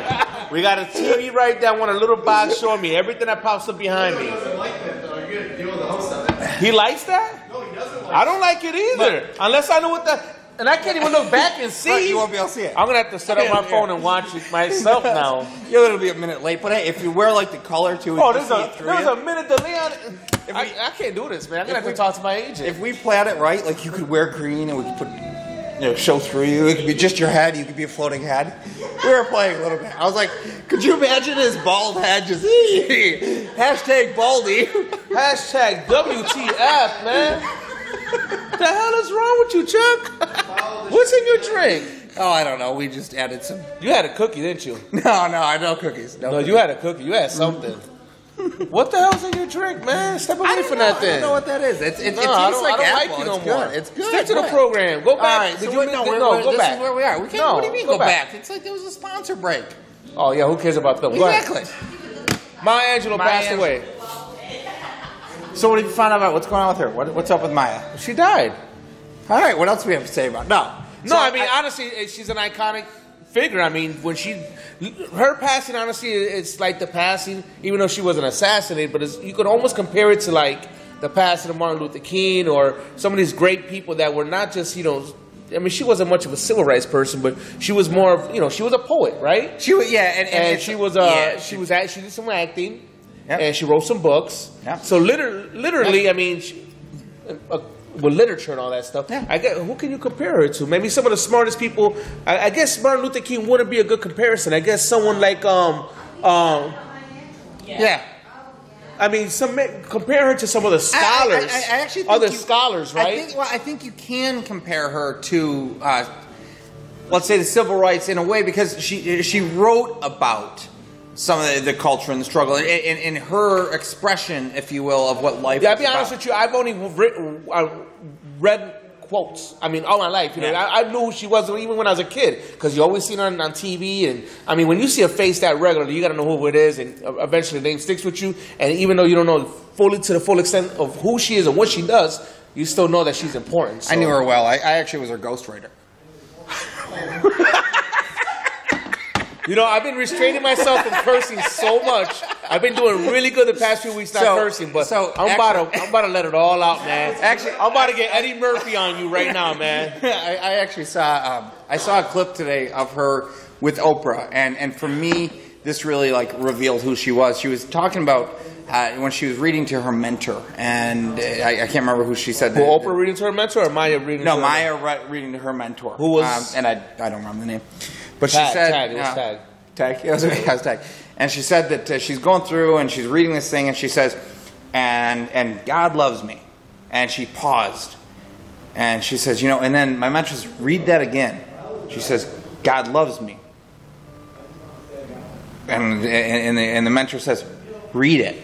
And Maya says, God loves, and she breaks down in tears. And she said, when I realized that God loved me, my life changed. How old was she when that happened? I don't know. I didn't ask. Oprah didn't do her job. You know, you got to bring some more information to the table when you come up with quotes like that. Well, I'm sorry. I'm not Oprah. Oprah apparently failed at her job. I don't know. I mean, you know, it's only Oprah. Oh, you're going to compare Oprah? Okay, you know I'm what? sorry, Tag. You knew the question. Tag. Did you call me Tag? That's what she calls me up Tag. This waitress, Erica, she calls me Ted too. Tag.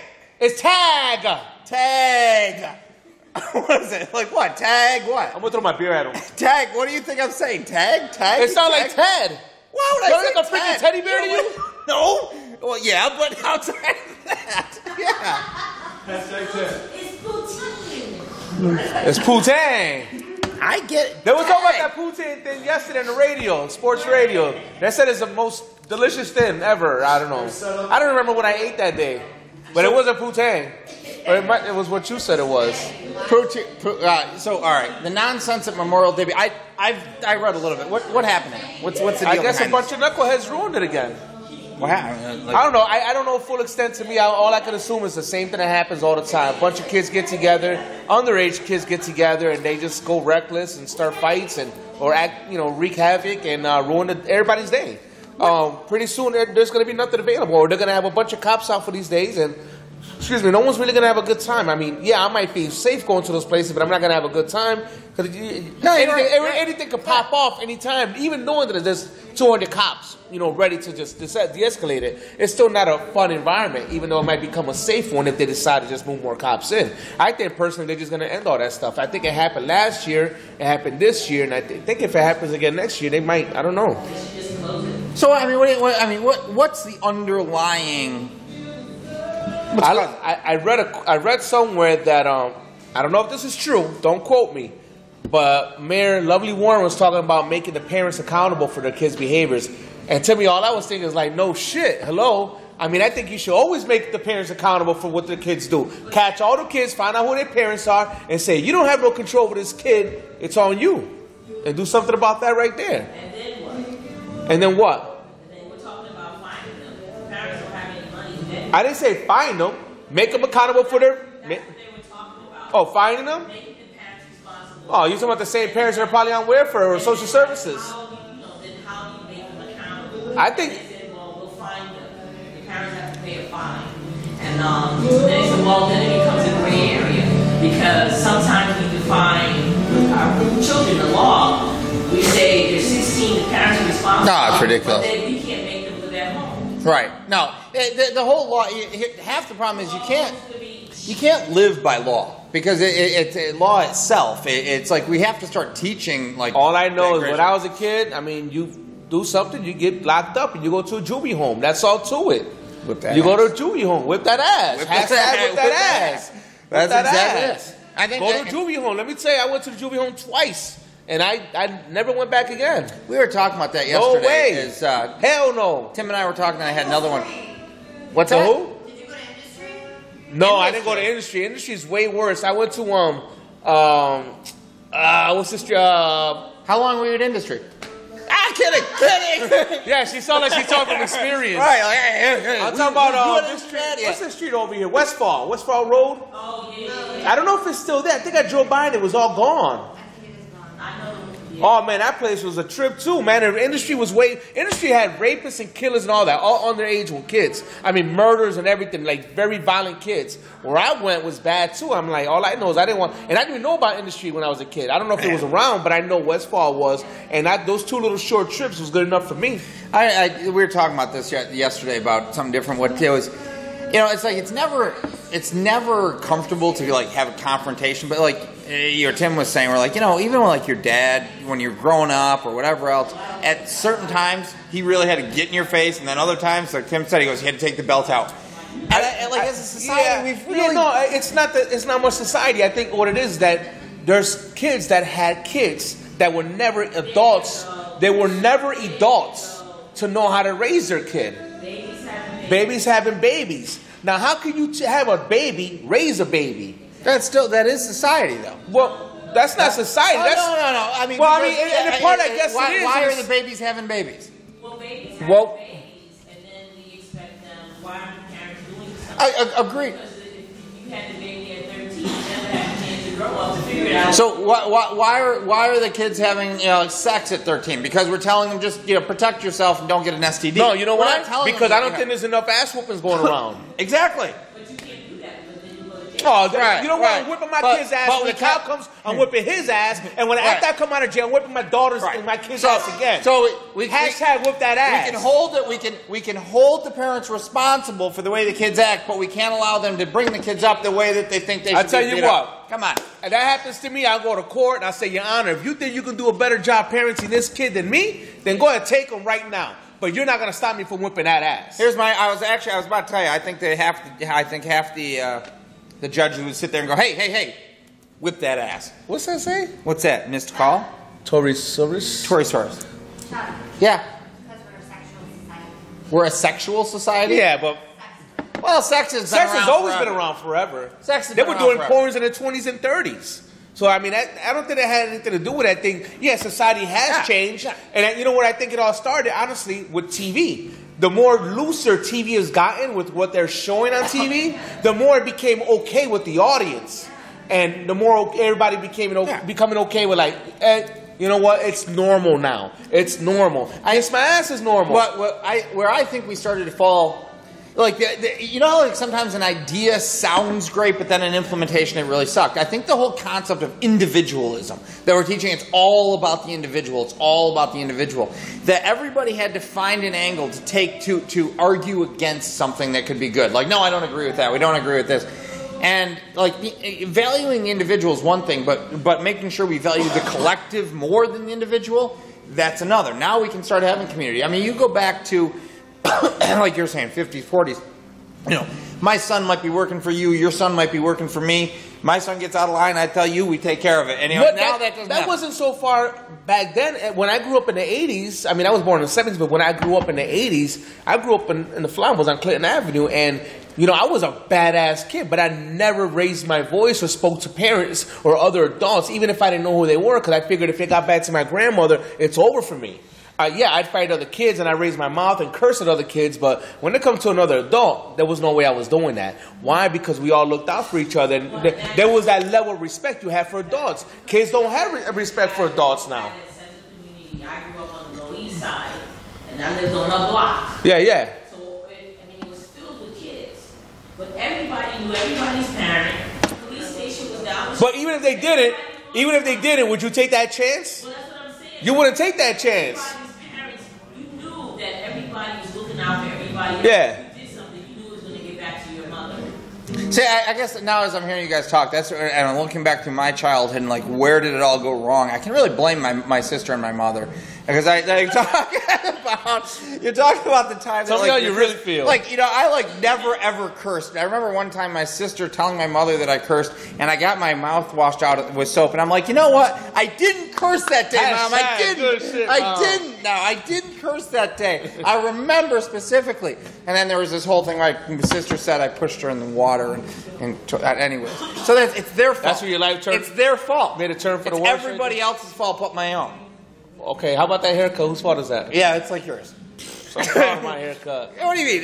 This is style. This is Looks style. like you just got up and just went like that. That is. It is. That's. But that's. I'm joking around, but it really is the whole idea of it's everybody else's fault. He's trying to be hip. What do you mean trying to be hip? At 60 years old, trying to be Trying hip. to be hip. If you could grow hair, you would. You I do grow hair. I just choose not to. You have like this receding hairline. Only right here, but it's not bald here. It's not bald here. I'm fine. But you look like a 60-year-old. Hold on, not for nothing. My hair would look just like yours. No, it would not. Absolutely. It would be back not to for here. nothing. You got hair. You got a big receding hairline. Yeah, not here. Yours is back. No, I just shaved it with a blade today. Look, just you know what? Stick to the damn protocol, man. Just be careful. That's why nobody likes you. Yeah, it's be careful. How's the reflection this week on the cameras? We okay? All right. Wow. All right. So the events at the Miss Puerto Rico. Oh, how do we do the show on the Puerto Rican Festival? Oh, you want to do the show? Yeah, I think we should. I think that'd be fun. You got to talk to Orlando. Yeah, well, we'll do it through Lexington will have their thing. But I don't know. Can we do it Friday night at Lexington's? At Lexington? Friday night? Well, it's Friday, Saturday, right? Or is it Thursday, Friday, Saturday? It's Friday, Saturday, Sunday. Right. I think we should do it like Sunday's Friday. early. Sunday's done early. I think we should either do a Friday night, Saturday night. We'll take Lexington's booth and we'll turn it into the stream. I think it'd be fun. Yeah. They just got released. There's gonna be a reggae band, a reggae group. Tito Nieves is gonna be there on Sunday. Oh, Tito, he's like my favorite. Yeah, and sure. And Domingo Quiñones is going to be that thing Saturday. No, that's Grupo Mania, a big merengue band. So it's just a bunch of... Tito Nieves is going to be there on Sunday. And Zion and Lennox is going to be there on Friday or Saturday. And I forget the rest. I mean, it's not like last year's. Last year was really good. Last year, all 3 days? That was great. Oh, last year's was really good. Listen, if you know who those artists were and how classic and legendary they were... there hasn't been a festival to have a good weekend like that in a long time. The theme this year is good for the kid, good for the community. Look it up, Tim. I've got it. Here, I can look it up here. You keep talking. I'll find out when I get there. I'm selling at Carrot Fest, and it's the same weekend, right? Really? I think Carrot Fest is the quick. Why would they do that? It's always the same weekend. I thought it was like a week apart or something. Celebrating our youth. Celebrating our youth and future. I like the. It doesn't say no, that. I didn't have that on there. I thought that was a great theme though. Celebrating our youth and future. This is the pageant they're talking about. Saturday, June 21st, 2012 at 3 p.m. at the Rochester Museum and Science Center. That's a Miss Puerto Rican pageant of Rochester. So how does that work? So that's part of the Puerto Rican Festival? Actually, no, it's separate. Okay. Now, this all used to be together years ago, but now it's all separate entities. The parade, the festival, and the pageant. They're all separate now. I think they should create... They actually have nothing to do with each other. I think there should Other than they run at the same time. During the same weekend. I think there should be an official after party. So that way all the crap that keeps going on downtown is like, no, sorry, the official after party was here. Nothing happened. I don't know when this crap started. It was probably like 10, 15 years ago, but I mean, I can see celebrating, being proud of your heritage, but going that far and being destructive and causing problems. I mean, last year, I don't partake in any of that crap. So last year, I remember somebody on... Don't cut me off. No, because I think you're wrong here. I don't think that the problems are because of the Puerto Rican Did I just say that to cut me off? No. The problem... I agree with you. The problems are not at the Puerto Rican Festival. In fact, they happen on the other side of town. Right. Completely. Right. And most people that partake in it aren't even Hispanic. And they just do it just to be, I don't know, just to find a time to celebrate. It's a reason to party. Yeah. It's a reason to drink and party. I think part of it has to do because some of them feel antagonized by the cops. Because the cops come out, they put the barriers out, and they do it.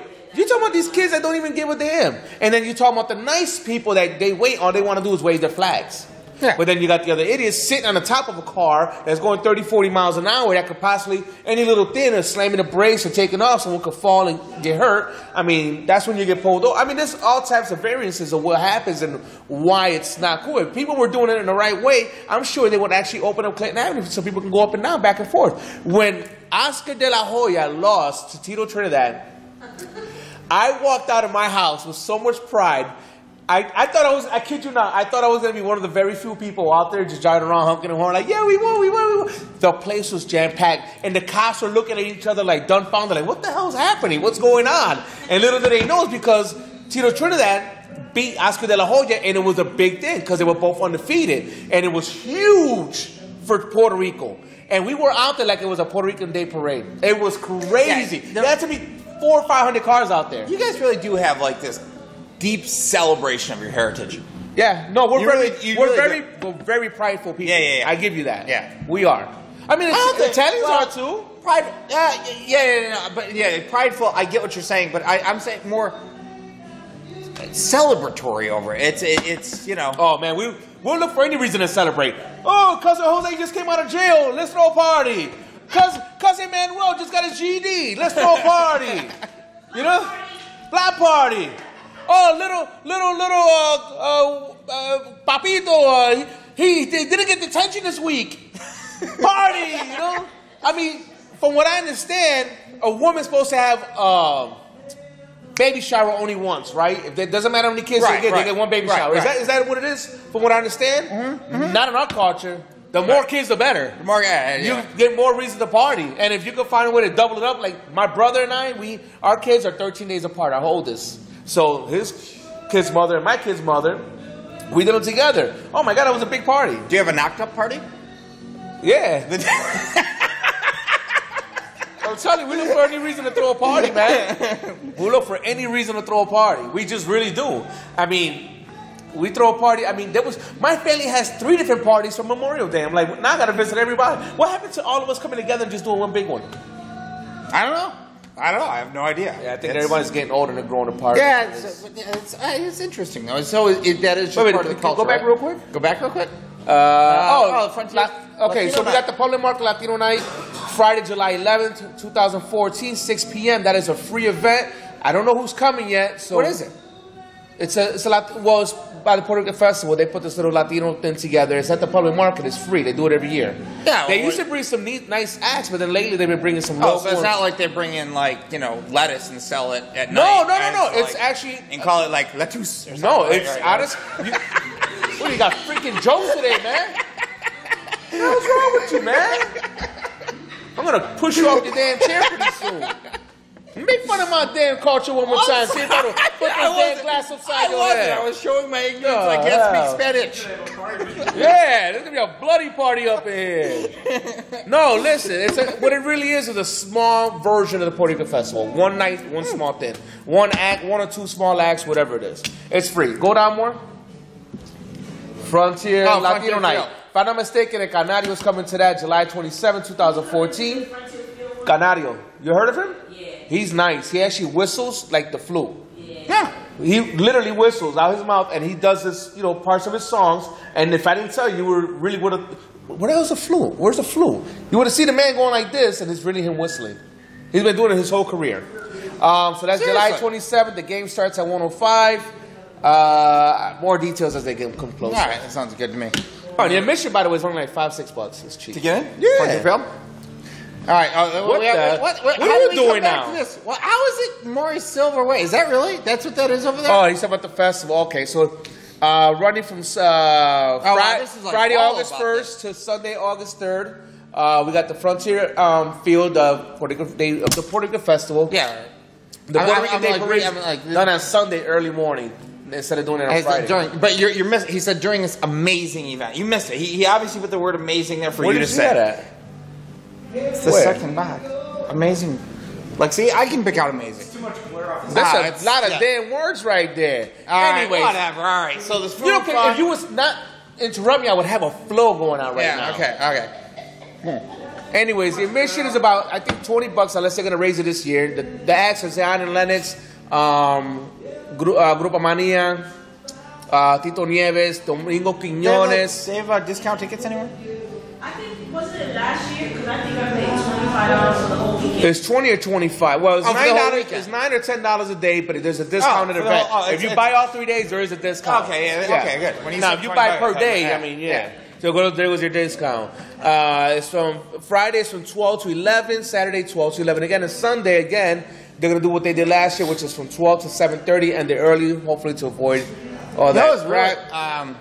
So it started on Friday, and we were there last year, like as soon as it opened. And it was interesting because like nobody was there per se, but there was like what's that on whatever day on Friday last year. But during the day?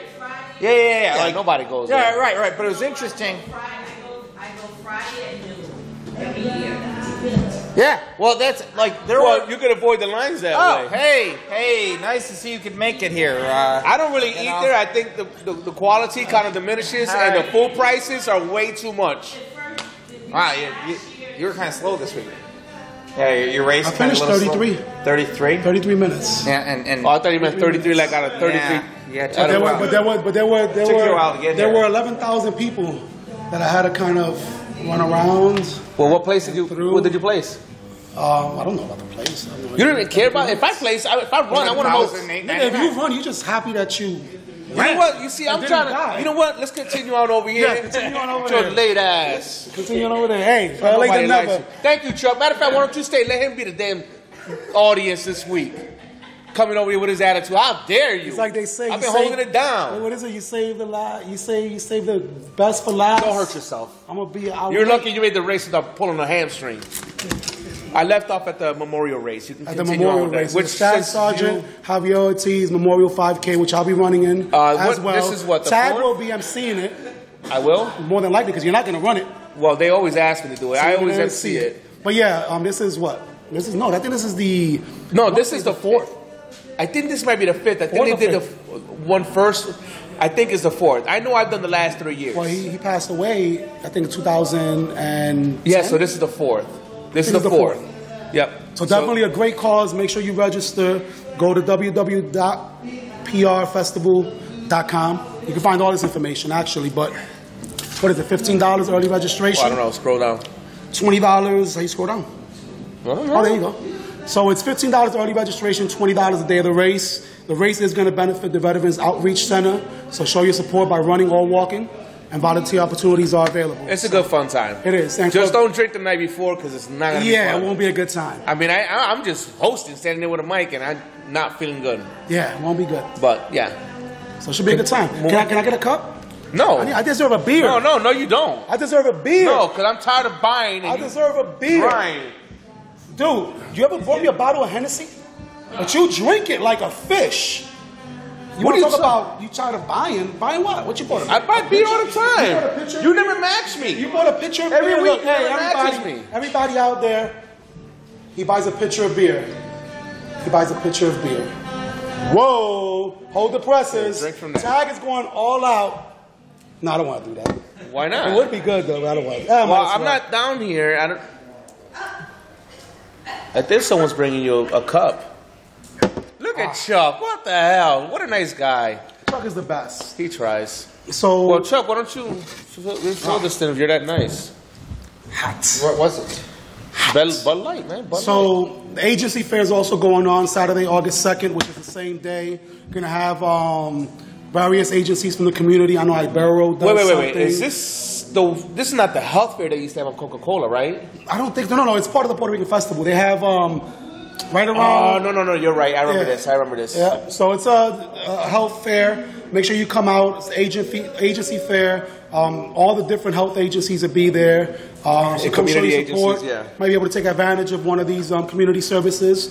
And that's pretty much it with that. Latino Film Festival is going to be September 20th at St. John Fisher. Time and cost is going to be determined. And then the comedy night of the year, the comedy show. Last year's you were there, right? Or you didn't end up going? I haven't gone in 2 or 3 years. The last time I went was at the German house. I haven't gone the last 2 years. Last year you should have gone, man. It was funny. It was my dad's 70th. So, no, 71st. But they pulled him on stage. Oh, they had a ball with him. Really? He was like he was the comedy that night. My dad. Really? Yeah. Nobody recorded that? Yeah, I recorded it. I'll show it to you. Yeah, it was you tell funny. me. It It's was only funny. been 7 months. Only been 7 months, but it was funny it was real funny. Definitely funny. So where we at? So thoughts on this year's festival? We actually Did you talk about? We were just talking about like the aftermath type of things. We actually were just talking about. Oh yeah, I don't want to talk about that because that's the garbage.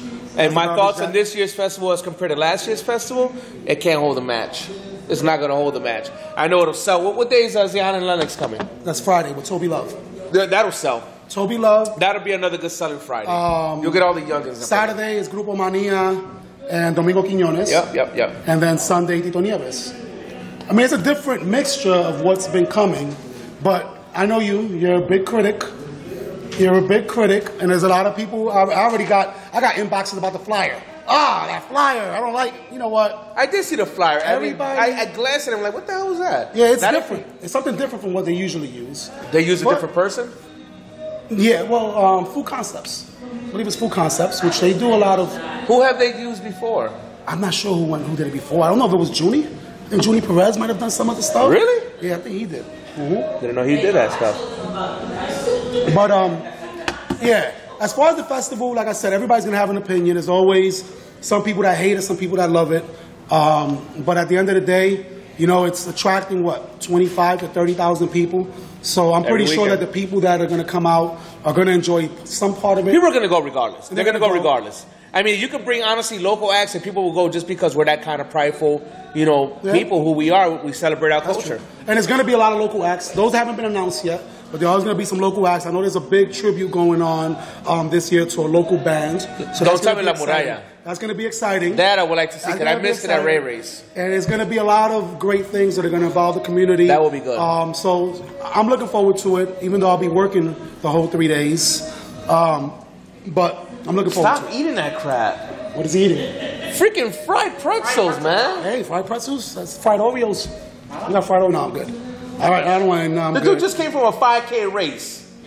You want him to eat fried food right now? I'm good, but definitely should be a good festival, and hopefully the knuckleheads that always mess it up on Sunday night, hope y'all get locked up on Saturday, so that way it won't happen, because y'all knuckleheads anyway, so you might as well get locked up the day before, or that you have child support on Monday morning or something you got to go to for something, because hope you guys are just bored of that shit. Honestly, hopefully bored, but they don't get bored of it. You know what I'm saying? They don't get tired of it. It's the same thing every year, and they don't even go to the festival. No, they don't. They don't. No, but I mean the Park Avenue. Oh, the Park Ave Fest and all those things. Even the Lilac Festival. They have way more events. They do a whole bunch of crazy stuff, but they don't put it on the news. It makes the news, but it's a little blurb. Yeah, real little. The thing about the festival, no, they're just saying don't say something like the Park Ave Fest. Yeah, there was 3 arrests. Hey, yeah, it was a good event. No, but the Puerto Rican Festival. Oh my gosh, there was so much stuff going on. I mean, they'll have on the scene crew right there filming. And the funniest thing was, and I'm going to leave it on this note. The funniest thing was Channel 10 or Channel 8 was there last year, and she was like, "Oh my God, there's madness going on behind me. If you could see the chaos." And then the camera pans, and there's 3 little kids with Puerto Rican flags going, "Yeah!" I'm like, "Oh my God, the madness." The chaos. I was like, these kids, they're like waving flags and they're screaming happy screams. But that's crazy. That is crazy. So hopefully, like I said, the people that ruin it for everybody else, stay home, do something. I don't know. I might. If you invited me through this on Facebook, I hit the maybe right now. I may go. All right. Honestly, I think the only person I may want to see is Domingo Quiñones. I guess I don't have to give you the ticket that I had for you. No. See, now if I go free, I'll hang out with you. Okay, so we'll go. You're not going to hang out with me. You'll be working. Oh, no, I don't want to hang out with you. You don't want to hang out with me. No, I don't want to hang out with you. You don't want to hang out with me. No, I don't want to hang out with. I'll find someone to hang out with. Show sponsors? Are we actually doing show sponsors? No, skip this that. This is brought to you by Blue Bar and Grill. Blue Bar and Grill, 250 Pixley Road in Gates, New York.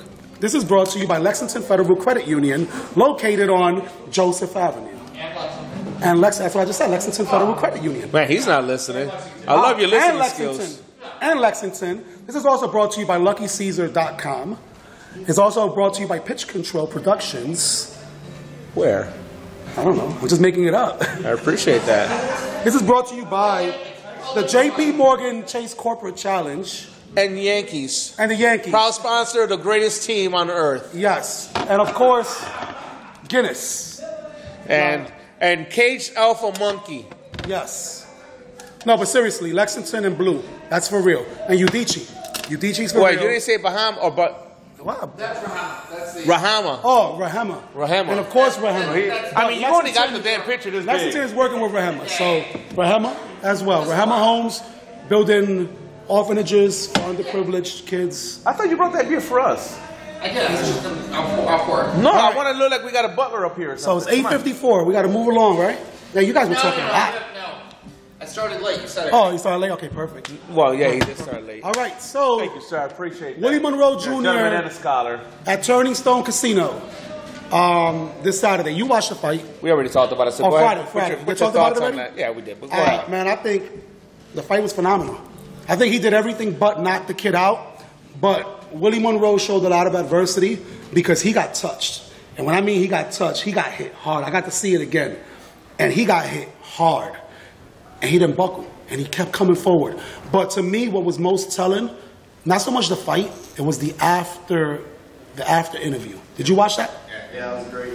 Oh, yeah. He, When, first of all, gave all glory to God. as always. As always. But then he handed his son to Brandon Adams and was like, this is my son. Hey, slap him up. And then he said, here, hold my son. And basically treated him like family and said, you know what? I have so much respect for you.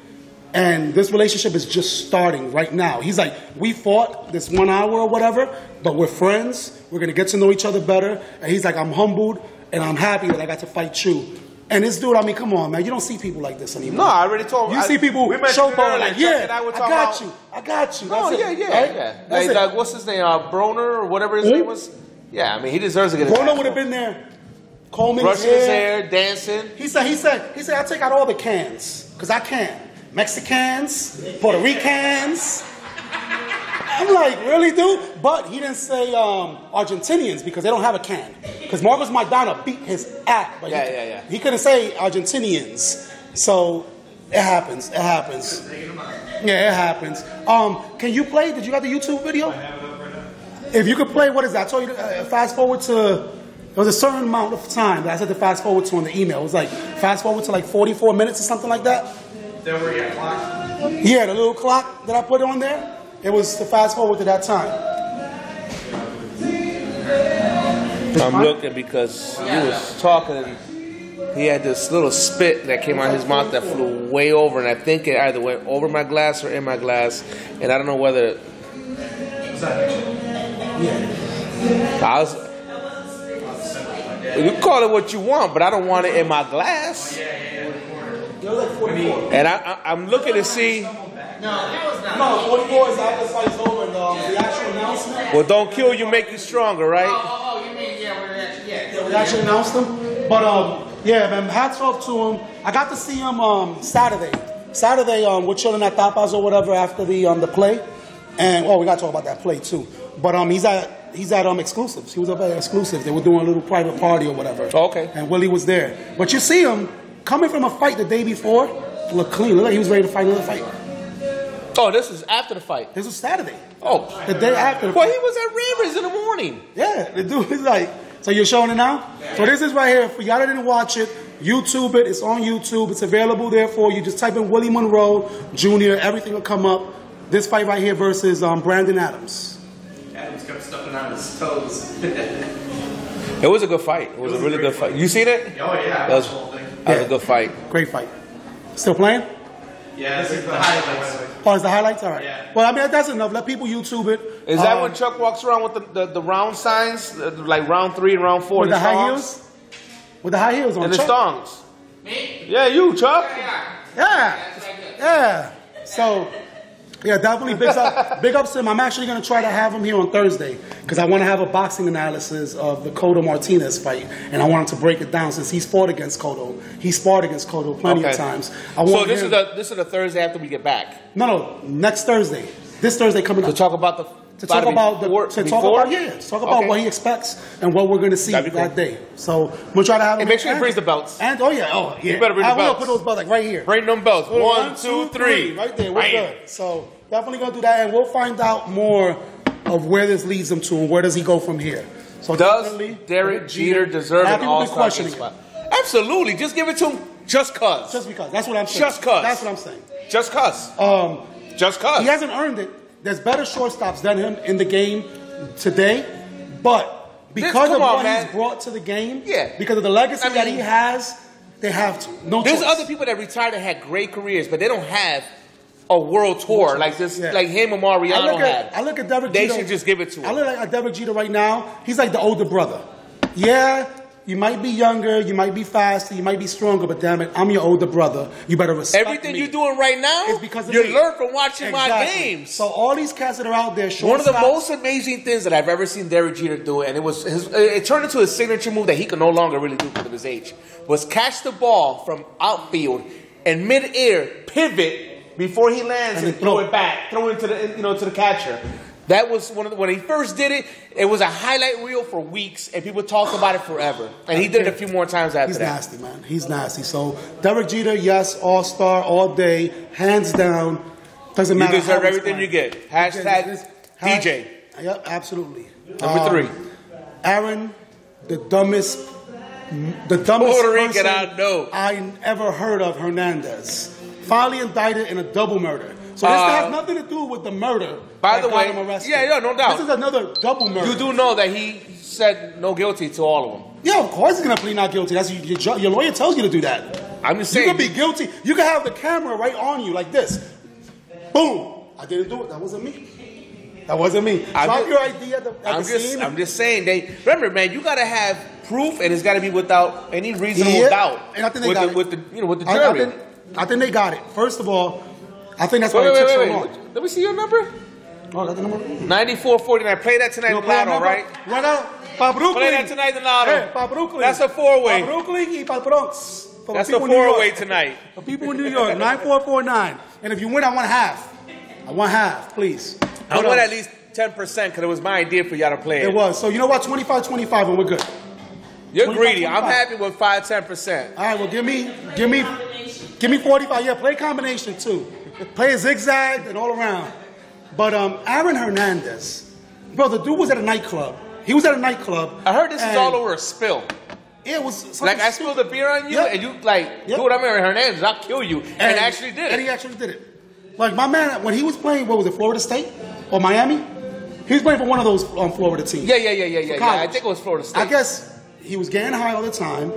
He was out there fighting. He was already caught with guns. He was putting Facebook pictures up with guns. Well, you know what I'm saying? It's like, come on, man. Look where we came from, man. Yeah, I don't care where you came from. Yeah. Look where we came from. Yeah, you see on this show right now? No, I agree with you. We're not here like, not everybody. watch the show. Listen, man, not everybody appreciates opportunities the way these professional athletes get, and not all of them grow up and mature enough to be able to handle those things. I guess not. I know you give me an opportunity like that, but then again, this is me at 38. I don't know if I would have been able to tell you that same answer at 18 or 24 like he was. 18, 19, 20, breaking in as a professional athlete, having thrown millions of dollars at you.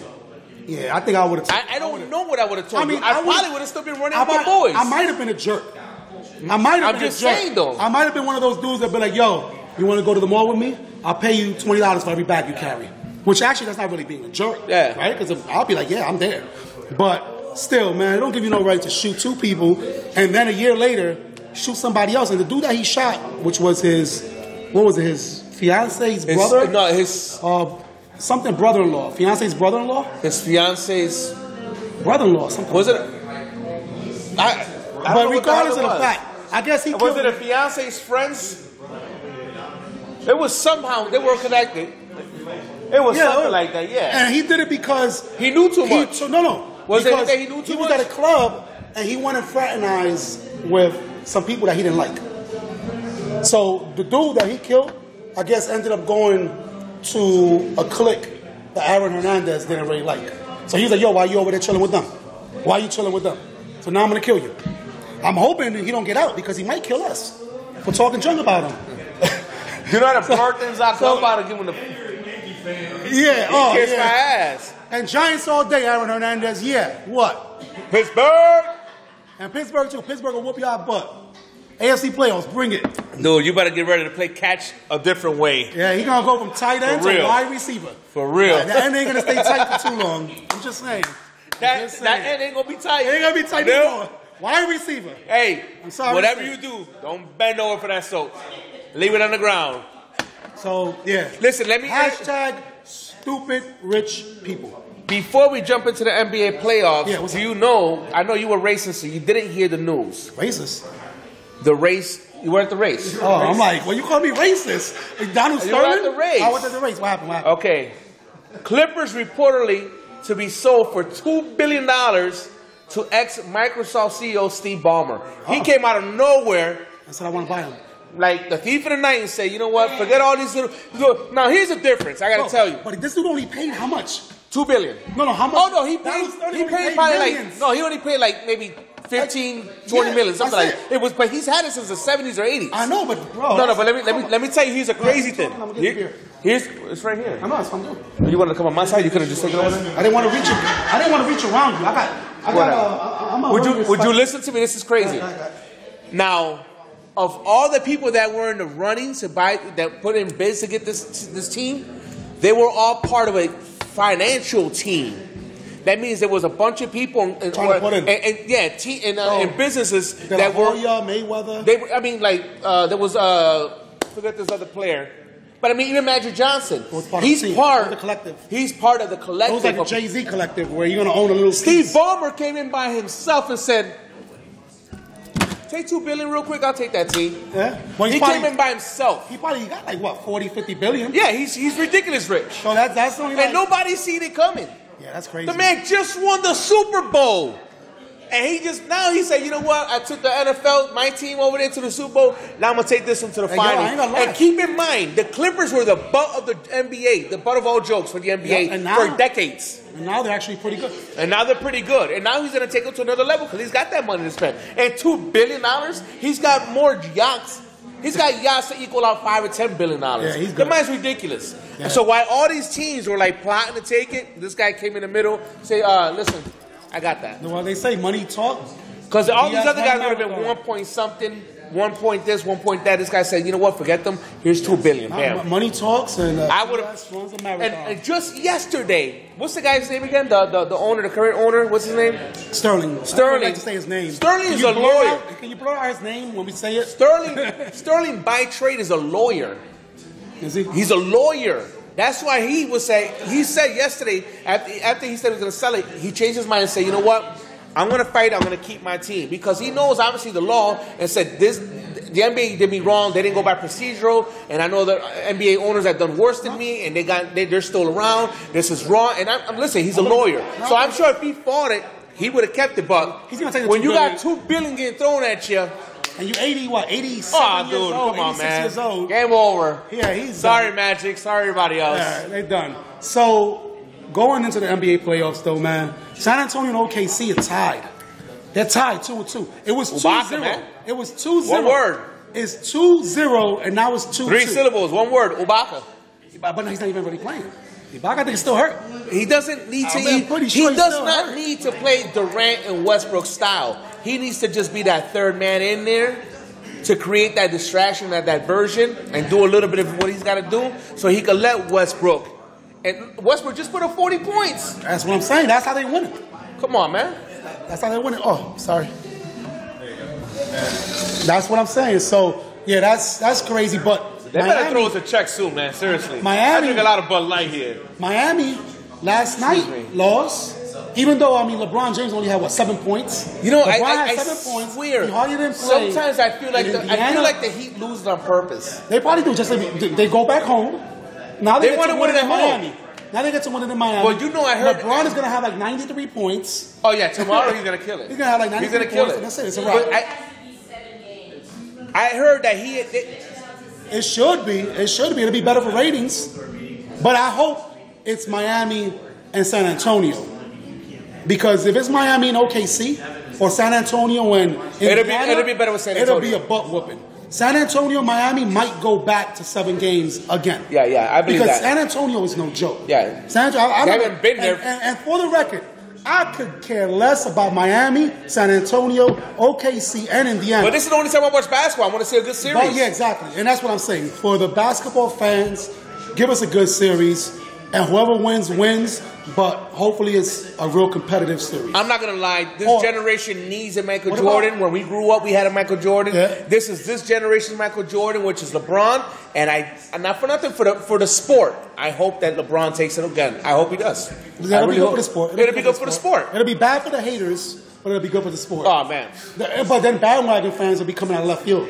Fine, let them. I'm like LeBron. But bandwagons came out from Chicago too. I'm saying, come on, man. Everybody was a Jordan fan. They still are. I'm one of them. All right. I'm one of them. Before that, were you a Chicago fan? No, I didn't watch basketball.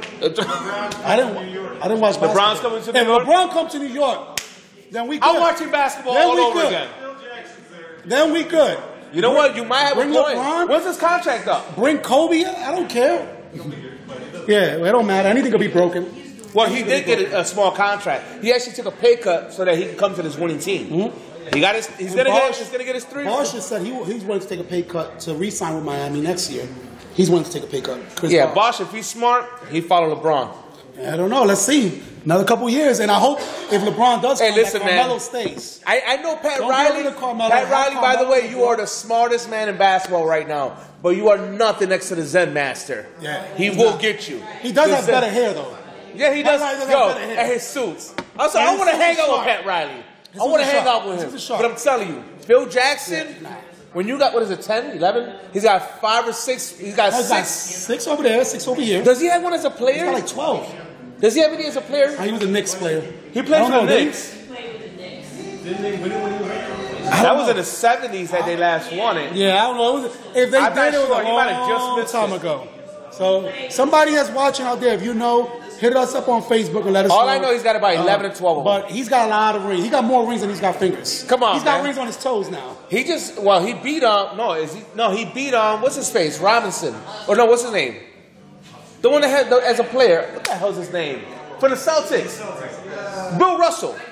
Russell has what, 11? Yeah, he has 11. Wow. That's a lot. That's more rings than as a anyone player. should have. Yeah. Can I get one? Bill Russell, if you're watching, can I get a ring? Just one? I mean, he did it before it was. A pink ring? He did it at a time. Well, the only other person in sports that got more than him is Yogi Berra. Yogi Berra's got 13. Wow. He's got 13. Yogi Berra has 13 championships. Yeah. That's all right. Come to the dark side. Come to the dark side. There is so much history. In the dark side, Michael. Here comes the National Baseball League Hall of Fame and all that stuff, but then it comes Yankee Hall of Fame. All right, which is much bigger than the entire Hall of Fame. We have way too much history. Yeah, I don't want to go. Let's not even go there. So let's talk about somebody that we probably both all mutually hate, or not hate, but Josh just Beckett kissed my ass. Josh Beckett. He's no longer playing with Boston, which is a good thing. He's no longer playing with Boston because I would not even be talking about it if he was. I'm still having feelings about that. But Josh Beckett just pitched the first no-hitter of 2014. Perfect game. I mean, I got to give him props, man. It was exciting. Did you watch it? No, I didn't watch it. I watched the highlights. I didn't watch it. I hardly, you know what? I'm going to be honest with you. Even as a Yankees fan, unless it's like Boston, New York, or it's like maybe a Detroit, New York, certain games I'll watch, but after the All-Star break, then I get into it. I don't have Before the I All-Star can't watch. break, I don't have cable or satellite. I watch everything online, and excuse me, I don't have much time like that. These games are like 3-4 hours long. I'm like, oh my gosh. No, I mean, I'll catch them, but not as much. And they play like 4 times a week. After All-Star break, yeah, and that's the reason why. They Yeah, play yeah. 4 times As a the time week, gets closer. but once it starts heating up, yeah, I'm there. All right, I'm there. Josh Beckett, good thing, man. So, good thing Josh Beckett, Considering you're first 34 one. years old, and it's very hard for someone at your age to do something like that. Not only that, but he had to remove. I was reading they had to remove one of his ribs because when he was pitching, I guess one of his ribs was interfering with his motion. So they had to remove a rib. They had to remove a rib. Isn't that cheating? It could be. I don't know. Isn't that cheating? That looks like cheating. We have to look it up. But I mean, it's not like they gave him an extra rib. They took a rib. That sounds like cheating to me, man. They took a rib. You're They took a nut. Well, Lance Armstrong got rid of one nut. He got rid of one nut, but he started doing So he was steroids. lighter on the bike. But he was doing steroids. So you can't compensate a lost nut with steroids. His muscles were changed because of the chemo. Oh. That's what gave him So the steroids had nothing to do with it? Steroids had nothing to do with it. Yeah, I was going to say, the steroids had Personally, something to do with it. that man should have lied till he died. He should have lied till he died. You're going to take 9 world championships away from me. Listen, man, the hell with that, man. No way. Hey, I hear you, listen, man. You should not lie. First of all, doing the Tour de France is excruciatingly Yeah. grueling. No doubt. Grueling. Even with steroids. Because with steroids with baseball, it might make you stronger, but it doesn't give you the eye and hand coordination. I got you. Eye and hand coordination. I got you. And with bicycling, yeah, it'll give you it'll make your leg stronger, but does it give you the mental Capacity. Does it give you the Yeah. mental strength to actually say, I gotta do this, man? That shit's crazy. What is it, like a week long or something? I know it's long. Dude, I can't ride bike from here to my store. Come on, man. I don't care what steroids did. You still gotta have the mentality to be able to do it. The mental strength. But the problem was that when they first asked him, he denied it. Denied it. Then he got caught, and he's like, "Okay, I'm sorry, I did it." He should have just kept lying. He should have just either that or just been up front from the beginning. Nope. Lie. Can I? Oh yeah. Can you? You got to do it over there. That can't be it. That's it? No, it can't be it. There's always something else. Let me put in one more sports thing. I know you didn't watch it. Real Madrid and ATL Madrid. Oh yeah, I didn't watch it. Is that soccer? Does anybody watch soccer? Is that football? Tim, you guys watch soccer? No. The hell with all you guys then? No, nobody watches soccer. Listen, this was the epitome, the equivalent from what I was told, which came from another guy, Alize's father, which I don't know if it's true. I just seen Alize at the race. That's right behind me. Yeah, she just texted me up. Okay. She's from what I hear from her, it was like the equivalent of the Super Bowl. It was the Spanish League or the Champions League, whatever it was. Real Madrid just won their 10th championship. Oh wow, okay. A record that is going to be hard to beat for a long time. Okay. But that's not what I'm talking about. I was channel surfing. I was bored at home. The weather was beautiful, but I was just like out of it, wanted to relax. Yeah. Nothing on TV. That's me soccer. I'm like, Real Madrid, this is the team that her cousin's on. I said, let me watch this. Then I found out it was a big game. It wasn't just like a regular, get to a champ. It was a championship. And I'm watching, the commentators, and I'm like, let me watch this damn thing. So the first half, I think that's when the ATL scored, or right in the beginning of the next one. But it took Real Madrid was on the offense for like a quarter, the second half of the quarter, and right at the very end when they extended it, they scored to extend the game overtime. It was so nail-biting, dude. It was crazy because they had the ball. They had the ball the whole time over here, and they had so many shots that kept going, and you're like, what the hell? What are you shooting at? You're tripping out. And then they got extension after extension. They kept extending the time, and they scored like 2 or 3 more times. It was crazy. So Real Madrid won it? Yeah, Real Madrid won it. Record 10 times. They call it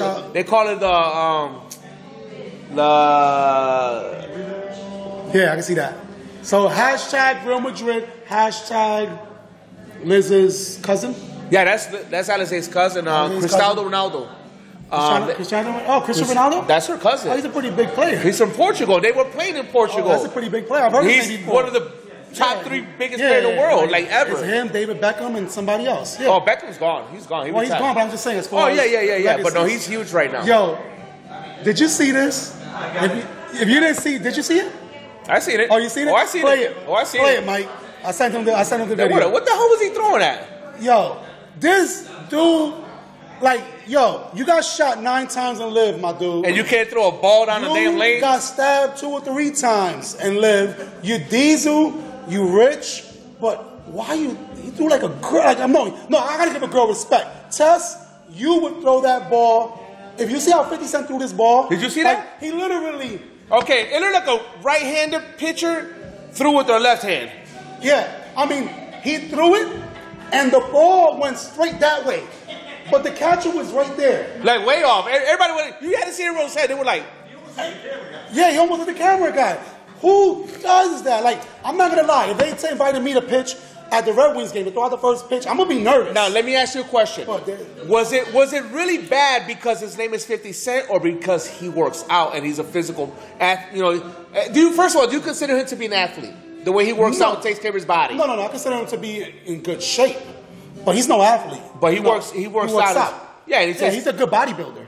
Oh, but bodybuilders aren't athletes? I know, but he's not obviously not a baseball Well, he's not a player. professional one, but he's really into fitness and all that. Yeah, he's into fitness. Okay, yeah. So, is it because he's into fitness and takes good care of his body? Because he doesn't do drugs and doesn't smoke and doesn't drink and all that stuff? Part of it. Or is it because his name is 50 Cent? That's part of it. Or is it because of both? It's both. To me, it's both. But even more so because you have this gangster persona. You know what I'm saying? And I don't expect, here's what I would expect, if anything. I would expect him to throw the ball so hard that maybe it would have made a hole in the ground right in front of him. It would not gone nowhere, but pow! Big pump, big poop. But when my man threw it, he was like... Yo, you know what it reminded me of? Like this. No, you know what it reminded me of? That Volkswagen commercial with the father's teaching the kid how to throw the ball. He's like, son, let me show you how to do it. That's good, son, that's good. It's all dynamics. It's all dynamics. He threw like a little T-Rex on him.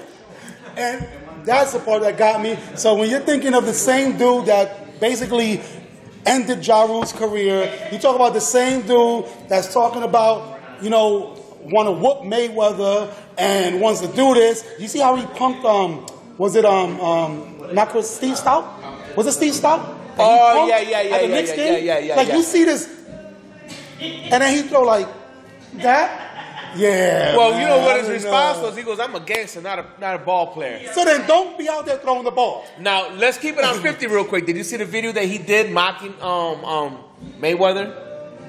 Like, dude, man. Yeah. There's one talking about he's calling him like, yo, chill out. Yo, listen, your uppercut can't match no bullets. You'll fight. I hear you. You didn't see that video? No, we'll watch it afterwards though, because I'll show it to you. Let's finish this up. But talking about Mayweather, what about this T.I. Mayweather beef? Listen, this thing can go out of the way. You see, Pacquiao pissed. Pacquiao was like, "How T.I. get to fight you before I get to fight you?" Like, he's like, "That ain't fair." He's like, "T.I. get to fight you before I get to fight you." But did you see? Did you hear about it? Of course, I see the videos. It was all because of T.I.'s wifey, which I'm gonna be honest. First of all, man, that chick is ugly. I don't like to hear it. Yo, T.I. Honestly, I'm glad he said it. She fell down the ugly tree and hit every damn branch. That chick is ugly. Yo, I don't care what you say with her little duck-bill ass lips. No, she had one too many damn plastic surgeries on those two little lips. She looked like Miss Piggy. She looks worse than that. Don't insult Miss Piggy. Oh, I'm sorry. You're right. Don't insult Miss Piggy. I'm sorry. Hashtag I still love you, Miss Piggy. Don't insult Miss Piggy. But because she's had a green little man for years. But I guess. Yeah, and I guess she was chilling with Mayweather. She was chilling with Mayweather at his hotel room or whatever. Mayweather made a comment about, "This is what I do. I get the chicks or whatever." But I don't think he was talking about her directly. No. He was just being Mayweather. My thing is this. He was being Mayweather. Yeah. My thing is this. I've seen the show like in the first season, here and there. I didn't really follow that Tiny and T show, whatever it is. Mm-hmm. She talks about tip this, tip that. Her man, she loves him so much. You love your man so much. Show him the respect and let him know that you're gonna be around Mayweather's fight. You got invited, and make sure that he's cool with that. Oh, well, then T.I. catchy feelings. Yep. T.I. right now going through some emotional shit. But the thing I want to talk about, though... He about to get locked up. This is what I want to talk about, though. Is these...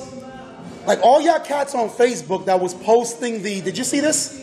T.I. shoots up Mayweather's limo bus. 2 people dead. Yeah, I seen that. And that is so fake. But people were posting that would have been Facebook. all over the news. I'm sorry. No, it was posted on Facebook. Yeah. Like crazy. And then people were like, "Yo, did that really happen?" And these cats on Facebook were like, "Oh yeah, that really." Dude, you're in Rochester, New York.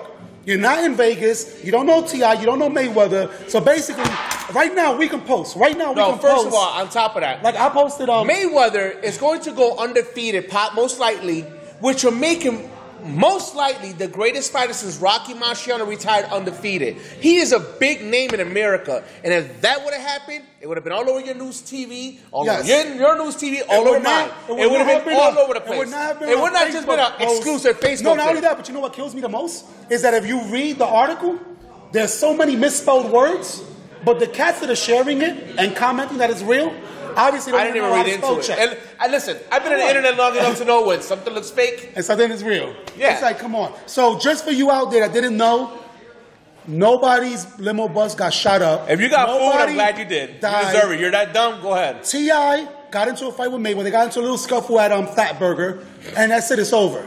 It's over. No, what's Fat Burger? I know. It's just, it just sounds that's funny. a stupid place to fight. It sounds funny, right? At Fat Burger. Yeah. So... And in a head-up fight, it can go out of the way because they're not going to stand toe-to-toe. Mayweather might think he in the ring, but T.I. going to be, listen, I will bite, scratch, pull, punch you in the nuts, hit you.